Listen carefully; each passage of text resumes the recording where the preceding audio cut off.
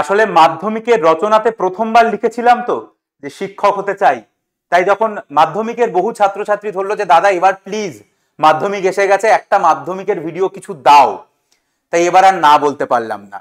আমার মনে হয় মাধ্যমিকের আর 30 দিনও বাকি নেই, তো আমি চেষ্টা করব যতটা সম্ভব মাধ্যমিকের জন্য, মাধ্যমিকের যে চ্যাপ্টারগুলো রয়েছে তার যাতে ওয়ান শট ভিডিও দেওয়া যায়। এবং সেই জন্য আজকের প্রথম চ্যাপ্টার, আজকের প্রথম ক্লাস, আজকের প্রথম ভিডিও এই অভিব্যক্তি ও অভিযোজন। আমি প্রচুর থাম্বনেল দেখেছি, প্রচুর ছবি দেখেছি, বাট এই থাম্বনেলটা আমাদের টিম ক্রিয়েট করেছে এবং আমার এটা দারুণ লেগেছে। কারণ প্রথম কথা, এই ছবিটায় দেখতে পাচ্ছি আমরা যে একটা বাঘ এবং একটা হায়না হরিণের জন্য নিজেদের মধ্যে লড়াই করছে। তো আমি দেখেছি এই চ্যাপ্টার থেকে একটা প্রশ্ন বারবার মাধ্যমিকে আসে যে অন্তঃপ্রজাতি সংগ্রাম আর আন্তঃপ্রজাতি সংগ্রাম, অর্থাৎ একই প্রজাতির মধ্যে লড়াই হচ্ছে, মানে দুটো বাঘের মধ্যে লড়াই হচ্ছে, কিংবা একটা বাঘ এবং হায়নার মধ্যে লড়াই হচ্ছে, এবং এখানে বাঘ এবং হায়না লড়াই করছে, তাই এটা একটা আন্তঃপ্রজাতি সংগ্রামের উদাহরণ। আমি প্রথমবারের জন্য এই ক্লাস 10-এর ক্লাস নিতে চলেছি। আমি কিছুটা নার্ভাস কিন্তু অনেকটা এক্সাইটেড। কিন্তু আমি যাই হই না কেন, আমি এইটুকু জানি যে এই যে চ্যাপ্টারটা আমি আজকে পড়াবো সেটা আমি খুব অল্প সময়ে পড়াবো, এবং এই অল্প সময়ে পড়ানোর পরে এই চ্যাপ্টার থেকে যে 15 নম্বরের পরীক্ষা, 15 নম্বরের প্রশ্ন তোদের মাধ্যমিকে আসবে, যে 15 নম্বরের প্রশ্ন তোদের মাধ্যমিকে আসবে, সেই 15তে তোরা 15ই স্কোর করতে পারবি। সেটা তোদের আজ অব্দি এই চ্যাপ্টারটা পড়া হয়ে থাক কিংবা না হয়ে থাক, যাই হোক না কেন 15তে 15 সিকিউর করবি। তাই আমি আর বেশি কথা বলছি না। ইভেন এই চ্যাপ্টারটা পড়ানোর সময়ও আমি নিজের জ্ঞান, নিজের পাণ্ডিত্য, সমস্ত শ্যাম্পু মারা কথা এগুলো সব দূরে সরিয়ে রেখে ঠিক সেইটুকু বলবো যেইটুকু তোদের পরীক্ষায় আসবে। কারণ এটা আমার পাণ্ডিত্য দেখানোর জায়গা নয়। আমি নিট পড়ানোর সময় বা আর যাই পড়াই না কেন আমি সেখানেও দেখাই না, তো এখানেও তো দেখানোর প্রশ্নই ওঠে না। আমি শুধু সেইটুকু বলবো যেটুকু জানলে তোর 15-এ 15 হয়ে যাবে এই চ্যাপ্টারটা থেকে।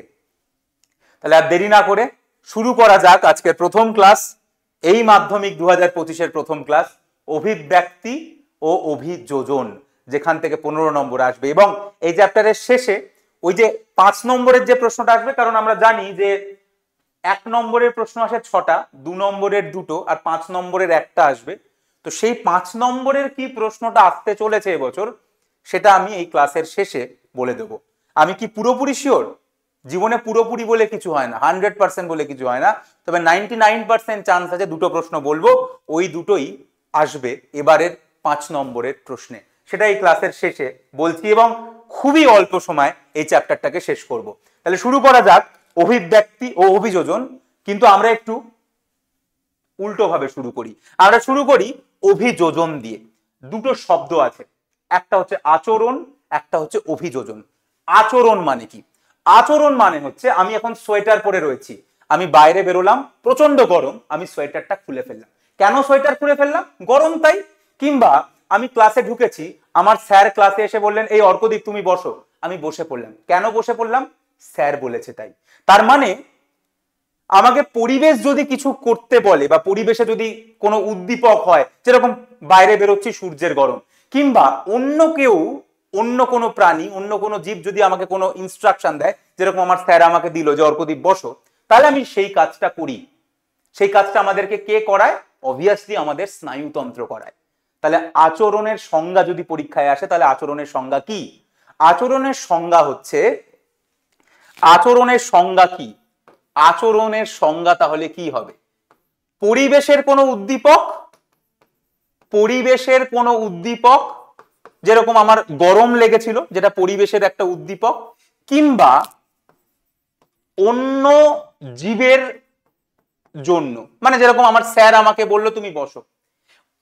পরিবেশের কোনো উদ্দীপক বা অন্য কোনো জীবের জন্য স্নায়ুতন্ত্র দ্বারা, স্নায়ুতন্ত্র নিয়ন্ত্রিত, স্নায়ুতন্ত্র নিয়ন্ত্রিত, স্নায়ুতন্ত্র নিয়ন্ত্রিত আমরা যে ক্রিয়া করি, মানে আমরা যে কাজটা করি, আমি জানি না কেন এখনো এই সাধু ভাষায় বিজ্ঞান লেখা হয়, তাকে বলা হয় আচরণ। তাহলে আচরণ মানে কি? পরিবেশের কোনো উদ্দীপক কিংবা অন্য কোনো জীবের জন্য আমাদের স্নায়ুতন্ত্র দ্বারা নিয়ন্ত্রিত আমরা যে কাজ করি তাকে আমরা বলি আচরণ। অভিযোজন কি? অভিযোজন হচ্ছে আমরা বেঁচে থাকার জন্য, আমাদের অস্তিত্ব রক্ষার জন্য, অস্তিত্ব রক্ষার জন্য এবং পরিবেশের সঙ্গে মানিয়ে নেওয়ার জন্য, পরিবেশের সঙ্গে মানিয়ে নেওয়ার জন্য, বেঁচে থাকার জন্য এবং পরিবেশের সঙ্গে মানিয়ে নেওয়ার জন্য আমাদের যে গঠনগত, শারীরবৃত্তীয় কিংবা আচরণগত পরিবর্তন ঘটে তাকে আমরা বলি অভিযোজন। গঠনগত মানে আমাদের কোনো গঠন, একটা স্ট্রাকচার চেঞ্জ হয়ে যাচ্ছে, কিংবা শারীরবৃত্তীয় মানে আমাদের শরীরে কোনো একটা কাজ চেঞ্জ হয়ে যাচ্ছে, ফাংশন চেঞ্জ হয়ে যাচ্ছে, কিংবা আচরণগত আমাদের বিহেভিয়ার চেঞ্জ হয়ে যাচ্ছে, আচরণটা পাল্টে যাচ্ছে, না হলে তুমি বেঁচে থাকতে পারবে না, নাহলে তুমি মরে যাবে। মানে তুমি আর্মিতে গিয়ে তুমি বন্দুক নিয়ে বললে আমি গুলি মারবো না, আমি গান্ধীজির নীতিতে মানি, আমি কাউকে গুলি মারবো না। তুমি ধরো গান্ধীজির নীতিতে মানো, খুব ভালো কথা। এবার তুমি ইন্ডিয়ান আর্মি জয়েন করেছো, তুমি বলছো আমি গুলি চালাবো না, আমি দাঁড়িয়ে থাকবো, তাহলে মরে যাবে ভাই, অপোনেন্ট তোমায় গুলি মেরে চলে যাবে। তুমি যদি আর্মিতে জয়েন করো তাহলে you have to be Netaji. তাহলে তুমি যদি গান্ধীবাদীও হও তাহলে আর্মিতে জয়েন করলে তোমাকে নেতাজির মতো হতেই হবে। তাহলে তোমাকে আচরণগত পরিবর্তন করতে হবে, তোমার আচরণগত অভিযোজন আনতে হবে, না হলে তুমি মরে যাবে। একই রকম ভাবে যদি কোনো স্ট্রাকচার চেঞ্জ হয় আমাদের শরীরে, কিংবা আমাদের শরীরে কোনো ফাংশন চেঞ্জ হয় বেঁচে থাকার জন্য, এই সব জিনিসটাকে অভিযোজন বলে। তাহলে আচরণ কি, অভিযোজন কি, আশা করা যায় বোঝা গেল যে কোনো একটা কিছুর জন্য আমার স্নায়ুতন্ত্র দ্বারা আমরা যে কাজটা করি সেটা হচ্ছে আচরণ। আমাকে বসতে বললো, আমি বসলাম, আমার গরম লাগছে, আমি জামা খুলে ফেললাম, এটা হচ্ছে আচরণ। আর অভিযোজন কি, বেঁচে থাকার জন্য আমাদের যে গঠনগত, শারীরবৃত্তীয় মানে কাজের দিক থেকে কিংবা আচরণগত যে পরিবর্তন করছে সেটা হচ্ছে অভিযোজন। এবং সেটার মধ্যে সবার প্রথম আমরা দেখছি গঠনগত, মানে যেখানে আমরা দেখতে পাচ্ছি মানে অঙ্গ সংস্থানগত বা গঠনগত, যাই বলিস না কেন, মানে যেখানে কোনো স্ট্রাকচারাল কিছু চেঞ্জ হচ্ছে, মানে স্ট্রাকচার পাল্টে যাচ্ছে। যেরকম ক্যাকটাস, বারবার প্রশ্ন আসে যে ক্যাকটাসের কি কি অভিযোজন হয়েছে বলো, বা মরুভূমিতে বেঁচে থাকার জন্য ক্যাকটাসের কি কি অভিযোজন হয়েছে বলো। 2 নম্বরের প্রশ্ন, দুটো পয়েন্ট লিখতে হবে, 1 2, দুটো লিখলেই 2 এ 2 পেয়ে যাবে। কি পরিবর্তন হয়েছে? মরুভূমিতে জল নেই, মরুভূমিতে জল নেই, তাই যদি জল যেটুকু পাচ্ছি সেইটুকু রাখতে হবে। তাহলে জল গাছের কোথা দিয়ে জল, গাছ কোথা দিয়ে জলকে ছেড়ে দেয়? পাতা দিয়ে, কারণ পাতা দিয়ে বাষ্পমোচন হয়, গাছের জল পাতা দিয়ে বেরিয়ে যায়। তাই ক্যাকটাসের কিন্তু সেই লাক্সারি নেই যে ক্যাকটাস জল বার করে দেবে, তাই ক্যাকটাসের পাতাগুলো কাঁটায় রূপান্তরিত হয়েছে।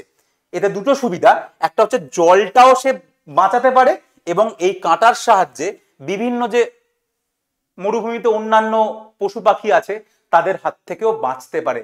তার মানে এটা হচ্ছে ওদের একটা অভিযোজন, সব থেকে ইম্পর্টেন্ট অভিযোজন, যে জল বাঁচানোর জন্য আবার অন্য প্রাণীদের থেকে নিজেদেরকে বাঁচানোর জন্য ক্যাকটাসের পাতাটা কাঁটায় রূপান্তরিত হয়ে গেছে। কারণ যদি কাঁটা হয়ে যায় যেরকম দেখতে পাচ্ছি, তাহলে একে এসে কেউ খাবে না, কারণ খেলে তো তার গলায় কাঁটা আটকে যাবে, তাহলে একে কেউ খাবে না। প্লাস যেহেতু এদের পাতা নেই তাই এদের বাষ্পমোচনে নেই, তাই এদের জল এদের কাছেই থেকে যায়। তাই এইটা হচ্ছে সব থেকে ইম্পর্টেন্ট। আর কি অভিযোজন, আর একটা কি পয়েন্ট বলবো, অবভিয়াসলি যে কটা পাতা রয়েছে সেগুলো অবভিয়াসলি খুব ছোট পাতা এবং সংখ্যায় খুব কম।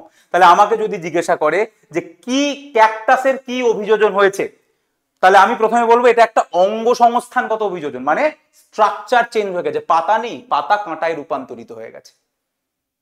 1 2 নম্বর পয়েন্ট, যদি পাতা থাকেও তার সংখ্যা খুব কম এবং ছোট।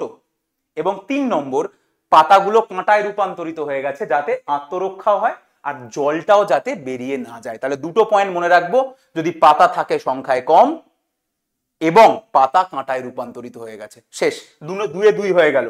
এবং এটা পরীক্ষায় আসতে পারে। আর এটা কি রকম, এটা হচ্ছে অঙ্গ সংস্থানগত অভিযোজন। অঙ্গ সংস্থানগত অভিযোজনের আরো দুটো উদাহরণ আছে, সেটা কি, একটা হচ্ছে মাছের পটকা, একটা হচ্ছে মাছের পটকা, আর একটা হচ্ছে পাখির বায়ুথলি। এই দুটো পরীক্ষা দেয়, যে মাছের পটকা আর পাখির বায়ুথলি। তার মানে এইগুলো হচ্ছে সবই নতুন একটা স্ট্রাকচার এসছে, সেই জন্যই বললাম গঠনগত একটা নতুন স্ট্রাকচার, যেটা নর্মালি থাকে না সেরকম একটা জিনিস এসছে, যেরকম মাছের পটকা। তার মানে এটাও একটা অঙ্গ সংস্থানগত পরিবর্তন। মাছের পটকাতে কি হলো, মাছকে ডোবাতে বা ভাসাতে সাহায্য করবে। মাছ তো জলের মধ্যে থাকে, তাহলে মাছকে কখনো জলের গভীরে যেতে হয়, আবার মাছ কখনো জলের ওপরের দিকে চলে আসে খাবারের জন্য, কখনো ডিপ জলে যায়, কখনো উপরের দিকে আসে। সেটা কিভাবে হবে, সেটাই পটকা করে। অর্থাৎ পটকা কি করে, পটকা মাছের দেহের আপেক্ষিক গুরুত্বর পরিবর্তন করে, যাতে মাছ কখনো ভাসতে পারে আবার কখনো মাছ ডুবতে পারে। ঠিক আছে, এবার এইটা শুধু জানতে হবে যেটা কি করে করে মাছ। তাহলে এই যে পটকা, পটকার দুটো প্রকোষ্ঠ রয়েছে আমরা দেখতে পাচ্ছি, এটা হচ্ছে অগ্র প্রকোষ্ঠ, এইটা হচ্ছে পশ্চাৎ প্রকোষ্ঠ। তাহলে দুটো প্রকোষ্ঠ আছে। অগ্র প্রকোষ্ঠে রয়েছে রেড গ্রন্থি। অগ্র প্রকোষ্ঠে কে রয়েছে? পটকার অগ্র প্রকোষ্ঠে রয়েছে রেড গ্রন্থি। রেড গ্রন্থি কি করে? রেড গ্রন্থি থেকে গ্যাস তৈরি হয়। আমরা জানি গ্যাস কি হয়? গ্যাস হয় হালকা। গ্যাস যদি হালকা হয় তাহলে ও ভেসে উঠবে। তাহলে সিম্পল। তাহলে মাছের অভিযোজন কি? মাছের অভিযোজন হচ্ছে পটকা। কিরকম অভিযোজন? গঠনগত বা অঙ্গ সংস্থানগত অভিযোজন। কি হয়েছে? কি হয়? এই পটকার সাহায্যে মাছ ডোবে বা ভাসে। কি করে ভাসবে? পটকার অগ্র প্রকোষ্ঠে রেড গ্রন্থি আছে, গ্যাস উৎপন্ন করবে, মাছের শরীর হালকা হবে, মাছ ভেসে উঠবে। আর মাছ ডুববে কি করে? মাছের পশ্চাৎ প্রকোষ্ঠে রেটি মিরাবিলিস নামে একটা জালক রয়েছে।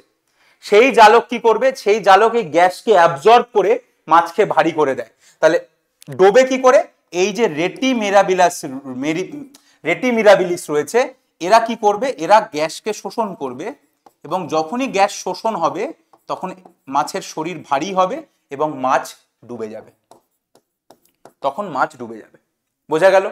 তাহলে মাছের দিক থেকে পটকা অগ্র প্রকোষ্ঠে রেড গ্রন্থি, গ্যাস উৎপন্ন করছে, মাছ হালকা হচ্ছে, ভেসে উঠছে। পশ্চাৎ প্রকোষ্ঠে রেটি মিরাবিলিস, গ্যাসকে শোষণ করছে, ভারী হচ্ছে, মাছ ডুবে যাচ্ছে। এটা হয়ে গেল মাছের পটকা। বায়ুথলি। বায়ুথলির কি কাজ? এটাও তার মানে নর্মালি বায়ুথলি থাকে না, তার মানে এটাও হচ্ছে একটা অঙ্গ সংস্থানগত। এটাও হচ্ছে আমার একটা অঙ্গ সংস্থানগত অভিযোজন, যেখানে একটা নতুন স্ট্রাকচার অ্যাড হয়েছে, বায়ুথলি। যখন আকাশে উঠছে, পাখিরা আকাশে ওড়ে, উপরের দিকে অক্সিজেন কম, উপরের দিকে হাওয়া কম, তাহলে সেই সব জায়গাতে এই অতিরিক্ত হাওয়া, অতিরিক্ত অক্সিজেনের জন্য এদের এই বায়ুথলি থাকে। যে বায়ুথলিতে ওরা এই অতিরিক্ত অক্সিজেন, এটাকে এরা স্টোর করে রাখে। এবং অক্সিজেন বেশি মানে, অক্সিজেন আমরা জানি যে অক্সিজেন কি করে?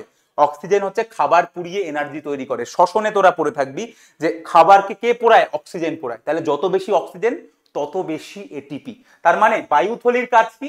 বায়ুথলির কাজ হচ্ছে অতিরিক্ত অক্সিজেন এবং অতিরিক্ত শক্তি দেওয়া পাখিটাকে। দুই, যখনই অক্সিজেন কি? অক্সিজেন একটা গ্যাস। তাহলে একটা গ্যাস যদি বেশি পরিমাণে থাকে, অলরেডি কি জানি, গ্যাস থাকা মানে হালকা হয়ে যাবে। তাহলে পাখির ওজনটা কমে যাবে, পাখি উঠতে পারবে। তার মানে ওড়ার জন্য, আকাশে ওড়ার জন্য, এবং আকাশে যেহেতু অক্সিজেন কম, তাই বেশি অক্সিজেন পাওয়ার জন্য পাখির মধ্যেই বায়ুথলি হয়। তাহলে তোকে সিম্পল জিজ্ঞাসা করবে যে বায়ুথলির কি কাজ, তাহলে বায়ুথলির 1 নম্বর কাজ হচ্ছে অতিরিক্ত অক্সিজেন সঞ্চয় করা, এবং অতিরিক্ত অক্সিজেন মানে অতিরিক্ত শক্তি দেওয়া পাখিটাকে। আর দু নম্বর কি? 2 নম্বর হচ্ছে অক্সিজেন থাকার জন্য পাখিটা হালকা হয়ে যাবে, যার ফলে উঠতে সাহায্য হবে। এবং 3, অবভিয়াসলি যখন বায়ুথলি রয়েছে তো ফুসফুসের কাজ কম করতে হয়, তার মানে ফুসফুসের যে এফিসিয়েন্সি, কার্যকারিতা, সেটা বেড়ে যায়। কারণ যদি বায়ুথলি না থাকতো, সবটা একাই ফুসফুসকে করতে হতো। তোকে যদি একটা মানুষকে দিয়ে যদি আমি প্রচুর কাজ করাই, তাহলে অবভিয়াসলি সেই কাজটা ভালো হবে না। কিন্তু এখন ফুসফুসের সাপোর্টে এতগুলো বায়ুথলি রয়েছে, 9খানা বায়ুথলি রয়েছে, তাই অবভিয়াসলি ফুসফুসের কার্যকারিতা, ফুসফুসের যে এফিসিয়েন্সি, সেটা বেড়ে যাচ্ছে। তাহলে আমরা প্রথম জিনিসটা শেষ করলাম যে গঠনগত অভিযোজন কি কি রয়েছে, এবং গঠনগত বা অঙ্গ সংস্থানগত আমরা 3টে অভিযোজন দেখলাম। কুইকলি রিভাইজ করাই। ক্যাকটাস 2 নম্বরের প্রশ্ন আসবে। কি কি হয়েছে? পাতাটা কাঁটায় রূপান্তরিত হয়েছে, আর যদি পাতা থাকে সংখ্যায় খুব কম। কেন? কারণ আমাকে জল স্টোর করতে হবে, আর কাঁটা হওয়ার জন্য আত্মরক্ষাও করবে। আর কম পাতা কেন থাকবে? কারণ অবভিয়াসলি আমি চাই না আমার জলটা বাষ্পমোচনের মাধ্যমে বেরিয়ে যায়। ক্যাকটাস হয়ে গেল। মাছে কি হয়েছে? মাছের ডোবা বা ভাসার জন্য আছে পটকা। পটকার অগ্র প্রকোষ্ঠে হচ্ছে রেড গ্রন্থি, গ্যাস তৈরি করে, হালকা হয়, মাছ ভেসে ওঠে। পশ্চাৎ প্রকোষ্ঠে আছে রেটি মিরাবিলিস, গ্যাস শোষণ করে, ভারী হয়, মাছ ডোবে। হয়ে গেল পটকা। বায়ুথলি। বায়ুথলি কি হয়? পাখিকে উঠতে সাহায্য করে।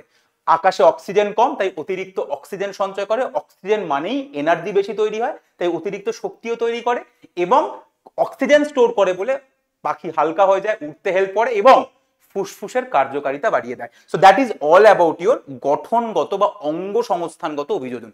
এটা আমার হয়ে গেল। এবার আমি অভিযোজনের 2 নম্বরে আসি। সেটা হচ্ছে শারীরবৃত্তীয়, অর্থাৎ যেখানে স্ট্রাকচার কিছু অ্যাড হয়নি, কিন্তু একটু কাজটা পাল্টে গেছে, বা একটু ফাংশনালি একটু পাল্টে গেছে। শারীরবৃত্তীয় আমাদেরকে দুটো পড়তে হয়, বারবার পরীক্ষায় আসে, এবছরও আসবে উট, উট প্রতি বছরই মোটামুটি আসে, খুব ইম্পর্টেন্ট উট, খুব ইম্পর্টেন্ট উটও এবছর আসবে। যে উঠে কি হয়েছে, উট আর সুন্দরী গাছ দুটো আমাদের পড়তে হয়। সুন্দরী গাছ কোথায় থাকে? সুন্দরী গাছ সুন্দরবনে থাকে, আমরা সবাই জানি, অনেকে সুন্দরবন থেকে ভিডিও দেখতে পারে। সুন্দরবনের মাটি হচ্ছে লবণাক্ত মাটি, সুন্দরবনের মাটি লবণাক্ত, এবং যেহেতু সুন্দরবনের মাটিতে ওই নোনা জল জল থাকে, তাই মাটির তলাতে অক্সিজেন খুব কম। তাহলে এক তো মাটিতে প্রচুর বেশি নুন, দুই মাটিতে অক্সিজেন কম। তার জন্য কি হয়, তাহলে অক্সিজেন যদি, গাছ অক্সিজেন কোথা থেকে নেয়, গাছ খাবার কোথা থেকে নেয়, মাটি থেকে নেয়। এবার মাটিতে যদি নুনে ভর্তি হয়, মাটিতে যদি অক্সিজেন কম থাকে, তাহলে আর গাছটার কোনো অপশন নেই ভাই, তখন মূলটা বাধ্য হয়ে উল্টো দিকে বেরিয়ে আসে। মানে নর্মালি মূল কোথায় থাকে, মাটির তলায় মূল থাকে, বাট এখানে কি হয়ে যায়, মাটির ওপরে মূল চলে আসে, কারণ ওদের কাছে ভাই কোনো অপশন নেই আর, কারণ মাটির তলায় অক্সিজেন নেই, কি করবে আর, তাই মূলগুলো বাইরে বেরিয়ে আসে। এবং এদের গায়ে এরকম ফুটো ফুটো থাকে, যে ফুটো ফুটো গুলোর সাহায্যে এরা বাতাসের অক্সিজেন ডাইরেক্টলি এর মাধ্যমে শোষণ করে। তাহলে এই যে মূল বাইরের দিকে বেরিয়ে এলো, এইটাকে আমরা বলি শ্বাসমূল, এটাকে আমরা বলি শ্বাসমূল। তাহলে সুন্দরী গাছ, তোদের প্রশ্ন আসবে আবার, এটা 2 নম্বরের প্রশ্ন আসতে পারে, যে সুন্দরী গাছের কি অভিযোজন হয়েছে। প্রথম কথা, এটা কি অভিযোজন, এটা হচ্ছে শারীরবৃত্তীয় অভিযোজন, এটা হচ্ছে শারীরবৃত্তীয় অভিযোজন। এটা লিখলে তুই 1 পেয়ে গেলি। সুন্দরী গাছের অভিযোজন বলো, 1 নম্বর পয়েন্ট, এটা শারীরবৃত্তীয় অভিযোজন, শেষ, এক হয়ে গেল। 2 নম্বর কি, সুন্দরী গাছের অভিযোজনটা কি, সেটা হচ্ছে যেহেতু মাটিতে নুন ভর্তি, মাটিতে অক্সিজেন কম, তাই মূল বাইরে বেরিয়ে এসছে, যেটাকে আমরা কি বলি, যেটাকে আমরা বলি শ্বাসমূল। তাহলে এখানে তুই যা যা দেখতে পাচ্ছিস এগুলো হচ্ছে সব শ্বাসমূল, এবং এই শ্বাসমূলের গায়ে শ্বাস ছিদ্র থাকে, এই শ্বাসমূলের গায়ে শ্বাস ছিদ্র থাকে, যার সাহায্যে ওরা বাতাসের অক্সিজেনটা নেয়। এর বাইরে এদের কাণ্ড এবং পাতাতেও কিছু অভিযোজন হয়েছে, সেটা কি জাস্ট স্লাইটলি জেনে দেখ। অলরেডি বলেছি মাটিতে প্রচুর নুন, তার মানে গাছেও প্রচুর নুন থাকবে, এবং নুনটা ভালো না খারাপ, নুন সবার জন্যই ভালো, তবে অতিরিক্ত নুন তো খারাপ। আমি যদি আজকে অতিরিক্ত নুন খাই, আমার প্রেসার হয়ে যাবে, তোর অসুস্থ হয়ে পড়বো। তাই গাছের জন্য অতিরিক্ত নুনটা খারাপ, সেই জন্য গাছ কি করে, গাছের কাণ্ড কি করে, বাকল মোচন করে, বাকল মোচন করে এই যে অতিরিক্ত নুন, সেই নুনটাকে ত্যাগ করে দেয়, নুনটাকে বাইরে বার করে দেয়, কারণ প্রচুর নুন। সিমিলারলি পাতাও পত্র মোচন করে অতিরিক্ত যে নুন সেটাকে ত্যাগ করে দেয়। তার মানে সুন্দরী গাছের অভিযোজনের মূল পয়েন্টটা কি ভাই, নুনটাকে বাঁচাতে হবে, নুন খারাপ আমার জন্য, আর অক্সিজেন পেতে হবে। মাটিতে পুরো নুন ভর্তি, তাই অক্সিজেন পাওয়ার জন্য মূলটা বাইরে বেরিয়ে আসে, যেটাকে আমরা কি বলি, শ্বাসমূল বলি। শ্বাসমূলে কি থাকে, কিছু কিছু ফুটো থাকে, যাকে আমরা কি বলি, শ্বাস ছিদ্র বলি, যার সাহায্যে সুন্দরী অক্সিজেন নেয়। 2 নম্বর কি, 2 নম্বর হচ্ছে অতিরিক্ত নুন, সেটাকে বার করার জন্য কাণ্ড বাকল মোচন করে, পাতা পত্র মোচন করে। So that is about your সুন্দরী গাছের অভিযোজন। আবার 2 নম্বরের প্রশ্ন আসবে, তাহলে কি বলবি, লবণাক্ত মাটির জন্য শ্বাসমূল দেখা যায়, শ্বাস ছিদ্র দিয়ে ওরা অক্সিজেন নেয়, আর অতিরিক্ত নুন ত্যাগ করার জন্য এরা বাকল মোচন পত্র মোচন করে। 2 উট, উট কোথায় থাকে, উট মরুভূমিতে থাকে, এবং এটাও কিরকম অভিযোজন, এটাও শারীরবৃত্তীয় অভিযোজন, এটাও শারীরবৃত্তীয় অভিযোজন, এটাও শারীরবৃত্তীয় অভিযোজন। কি হয়েছে, প্রথম কথা, প্রচন্ড গরম, জল নেই, এই জন্য মরুভূমিতে আমরা অলরেডি ক্যাকটাসের অবস্থা দেখেছি, জল নেই বলে ক্যাকটাস তার জল বাঁচাতে চাইছে, কি করছিল, তার পাতাকে কাঁটায় রূপান্তরিত করে দিয়েছিল, তাই তো। এখানেও জল নেই, তাহলে উট জল অত বার করতে পারবে না, অত জল ত্যাগ করতে পারবে না। জল আমাদের বেরোয় কোথা থেকে, এটা তোকে বুঝতে হবে, 3টে জায়গা থেকে আমাদের জল বেরোয়। 1, ঘামের মাধ্যমে। 2, আমরা যেই মানে ছাড়ছি, এই যে শ্বাস ছাড়লাম, এই কার্বন ডাই অক্সাইড তো বেরোচ্ছেই, তার সঙ্গে জলীয় বাষ্পও বেরোচ্ছে, তাহলে এটা 2 নম্বর। 3 নম্বর হচ্ছে মূত্র, ইউরিন। এই 3টে মাধ্যমেই আমরা জল ত্যাগ করি। তাহলে কি কিভাবে করি, একটা হচ্ছে ঘাম বার করি, 2 নাকের মাধ্যমে জলীয় বাষ্প বার করি, আর মূত্র করি, মূত্র ত্যাগ করি, ইউরিনেশন করি, ঠিক আছে। তাহলে এই 3টে জায়গাকেই উট বন্ধ করে দিয়েছে। কি করেছে, উটের ঘাম হয় না, একদম ঘাম হয় না, একদম মিনিমাম ঘাম হয়, মানে যেটুকু না হলে নয় সেটুকু ঘাম হয়, তার মানে ওদের ঘাম ক্ষরণ একেবারে বন্ধ। 2, ওদের জলীয় বাষ্প যেটা নাক থেকে বেরোচ্ছে, মানে তুই কার্বন ডাই অক্সাইড ছাড়লো তো তার সঙ্গে জলীয় বাষ্প বেরোচ্ছে, কার্বন ডাই অক্সাইডটা বেরিয়ে যায়, ওই জলীয় বাষ্পটাকে ওরা আবার শোষণ করে নেয়, ওরা জলীয় বাষ্পটাকে আবার শোষণ করে নেয়, তার মানে জলীয় বাষ্প আর বেরোলো না। 3 নম্বর, এবং ওটা লিখিনি আমি, এদের মূত্র খুব ঘন হয়, অর্থাৎ এরা যে মূত্র বিসর্জন করে, এরা যে মূত্র ত্যাগ করে, মূত্র বিসর্জন আমি 3 ইডিয়টসে চলে গেছি, এরা যে মূত্র ত্যাগ করে, কারণ একদম যেটা কমন বাংলা সেটা বলতে শুনতে খুব খারাপ লাগবে তাই আর বলছি না, বাট এরা যে এই মূত্র ত্যাগ করছে, সেই মূত্রর মধ্যে জল খুব কম থাকে, সেই জন্য খুব ঘন মূত্র হয় এদের, খুব ঘন ইউরিন হয়, কারণ সেই মূত্রতে জল থাকে না, একদম থকথকে একটা জিনিস বেরোয়, জল একেবারে সেখানে থাকে না। ঠিক আছে, তাহলে যদি তোকে জিজ্ঞাসা করে যে উঠের অভিযোজন কি, তোর একটু বুদ্ধি খাটালেই হয়ে যাবে যে ভাই জল নেই, তাহলে জল বার করতে পারবো না, তাহলে ঘামলে চলবে না, যদি আমি মূত্র ত্যাগ করি সেই মূত্রতে জল থাকলে চলবে না, জল ছাড়া বাকি জিনিস বেরোক, জল বেরোলে চলবে না, আর নাক থেকে যে জলীয় বাষ্প বেরোচ্ছে সেটাকে আমি আবার অ্যাবজর্ব করে নেবো, সিম্পল। তাহলে জলীয় বাষ্পের শোষণ হয়ে যায়, ঘাম বেরোয় না, মূত্র ঘন হয়। 4 নম্বর, জল তৈরি করে এরা শরীরে কিভাবে, এই যে এদের কুঁজ রয়েছে, এই কুঁজের মধ্যে রয়েছে চর্বি, এই যে চর্বি রয়েছে, এই যে ফ্যাট রয়েছে, এই ফ্যাটের জারণ হয়, এই ফ্যাটের জারণ হয়ে মানে অক্সিডেশন বা জারণ হয়ে তৈরি হয় জল, এবং তার সঙ্গে এনার্জিও তৈরি হয়। তাহলে এই প্রশ্নটা 1 নম্বরে আসে যে উঠের যে কুঁজ, এটা 1 নম্বরের প্রশ্ন, উঠের কুঁজের গুরুত্ব কি? তাহলে উঠের কুঁজের গুরুত্ব কি? উঠের কুঁজে থাকে চর্বি, সেই চর্বির জারণ হয়ে তৈরি হয় জল এবং অক্সিজেন, জলটা প্রয়োজন, এবং জল আর এনার্জি, জল আর শক্তি তৈরি হয়, জল আর শক্তি তৈরি হয়, বোঝা গেল, জল আর শক্তি তৈরি হয়। তাহলে এই প্রশ্নটা 1 নম্বরে আসে যে উঠের কুঁজের কি গুরুত্ব, তাহলে উঠের কুঁজের গুরুত্ব হচ্ছে উঠের কুঁজে যে চর্বি রয়েছে সেটার জারণ হয় এবং জারণ হয়ে জল তৈরি হয়। আর একটা প্রশ্ন, সেটা কি, উট একসাথে অনেক জল খেতে পারে এবং সেই জলকে ওরা পাকস্থলিতে জমা রেখে দেয়, সেই জলকে ওরা পাকস্থলিতে জমা রেখে দেয়, ওরা একবারে প্রায় 36 লিটার জল খেতে পারে, কারণ ওরা জল খাওয়ার বেশি সুযোগ পায় না, তাই যখন মরুভূমির মধ্যে কোথাও একটা গিয়ে জলাশয় পেলো তখন একসাথে ওরা প্রায় 36 লিটার জল খায়, এবং সেই জলকে ওরা ইউজ করে না, ওরা ওদের পাকস্থলিতে জমা রেখে দেয়, যে যখন প্রয়োজন হবে ওই জলকে ওরা মানে ওদের শরীরের কাজে ব্যবহার করবে।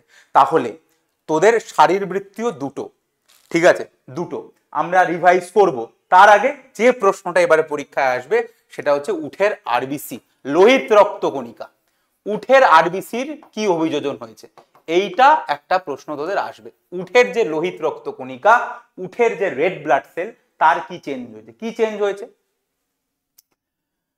উঠের যে আরবিসি সেটা ডিম্বাকার হয়, দেখ এইটা হচ্ছে ডিমের মতো দেখতে, এটা হচ্ছে গোল দেখতে। এইবার রক্ত কার মধ্যে দিয়ে যায়, রক্ত যায় রক্তবাহর মধ্যে দিয়ে, ঠিক আছে, রক্তবাহ মানে এই ধমনী, শিরা, জালক।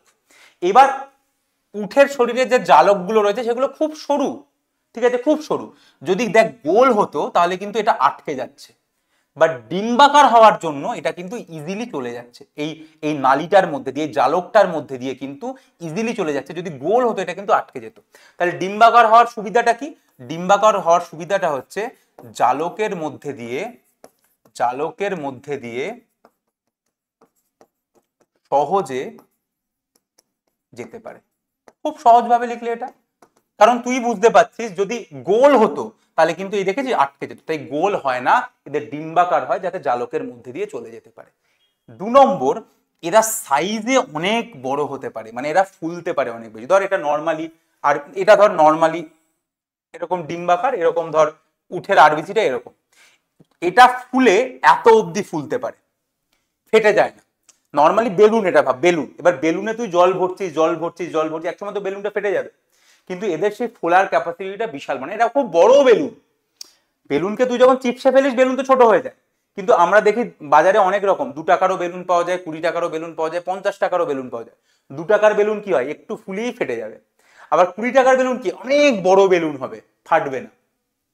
তার মানে এরা খুব বড় বেলুন, চট করে ফাটে না। এরা কারণ কি বলতে পারবি? কারণ হচ্ছে এরা তো জল পায় না খুব একটা, এবার মাঝে মাঝে হঠাৎ করে জল পায়, তখন 36 লিটার জল একেবারে খেয়ে নেয় বললাম, এবার অত জল যদি খায় তাহলে জলটা এই আরবিসির মধ্যে ঢুকে আরবিসি কে তো ফাটিয়ে দেবে, সেই জন্য ওদের ওরা ওরা এত বড় একটা ক্ষমতা তৈরি করেছে আরবিসির, যে যতই জল খাও আমি ফাটবো না। যদি এই ক্ষমতাটা ওদের না হতো, এই অভিযোজনটা ওদের যদি আরবিসি তে না হতো, যে তুমি যত জলই খাও না কেন আরবিসি ফাটবে না, তাহলে কিন্তু মুশকিল হয়ে যেত। কারণ ওরা একসঙ্গে 36 লিটার জল খায়, এবং যখন ওরা একসঙ্গে 36 লিটার জল খায় তখন কিন্তু তাহলে আরবিসি ফেটে যেত। সেই জন্য ওদের আরবিসি এমন ভাবেই তৈরি যে যতই জল খাও না কেন আমরা এতই বড় হতে পারি, ফাটার আমাদের কোনো চান্স নেই। তাহলে ওদের রেড ব্লাড সেল, লোহিত রক্তকণিকাতে কি অভিযোজন হয়েছে? এক হয়েছে ওদের লোহিত রক্তকণিকা ডিম্বাকার হয়, সেই জন্য সহজেই জালকের মধ্যে দিয়ে চলে যেতে পারে। এবং 2 নম্বর, ওরা প্রায় নিজের সাইজ 240% অব্দি বাড়াতে পারে জল দিয়ে, যাতে ওরা ফাটবে না আর কি। তাহলে আমরা দুটো শারীরবৃত্তীয় অভিযোজনও পড়ে ফেললাম। একটা হচ্ছে সুন্দরী গাছ, যেটা লবণাক্ত মাটিতে পাওয়া যায়, অক্সিজেনের জন্য এরা মূলগুলো বাইরে বেরিয়ে আসে, যেটাকে আমরা শ্বাসমূল বলি, এবং শ্বাস ছিদ্রের মাধ্যমে অক্সিজেন নেয়, এবং অতিরিক্ত নুন ত্যাগ করার জন্য এদের কাণ্ড বাকল মোচন করে এবং পাতা পত্র মোচন করে। ফাইন, কোনো অসুবিধা নেই। দ্বিতীয় শারীরবৃত্তীয় কি? উট। উট কি করে? জল বার করা যাবে না তাই ওরা ঘামে না, ওরা ওদের যে জলীয় বাষ্প বেরোয় সেটাকে আবার শোষণ করে নেয়, এবং ওদের ইউরিন মূত্র প্রচন্ড ঘন হয়। 4 নম্বর, ওরা জল তৈরি করে কিভাবে? ওদের যে কুঁজে চর্বি রয়েছে সেই চর্বির জারণ হয়, এবং জারণ হয়ে জল তৈরি হয়। এবং 3 নম্বর, ওরা প্রচন্ড জল খায়, যখন ওরা সুযোগ পায় একসঙ্গে 36 লিটার জল খেয়ে পাকস্থলীতে জমা করে রেখে দেয়, যখন প্রয়োজন হবে কাজে লাগাবো। এবং উঠের আরবিসি নিয়ে এবার একটা প্রশ্ন আসবে, সেটা কি? উঠের আরবিসিতে কি পরিবর্তন হচ্ছে? দুটো পরিবর্তন। উঠের আরবিসি ডিম্বাকার হয়, যাতে জালকের মধ্যে দিয়ে সহজে যেতে পারে, এবং গোল হলে আটকে যেত।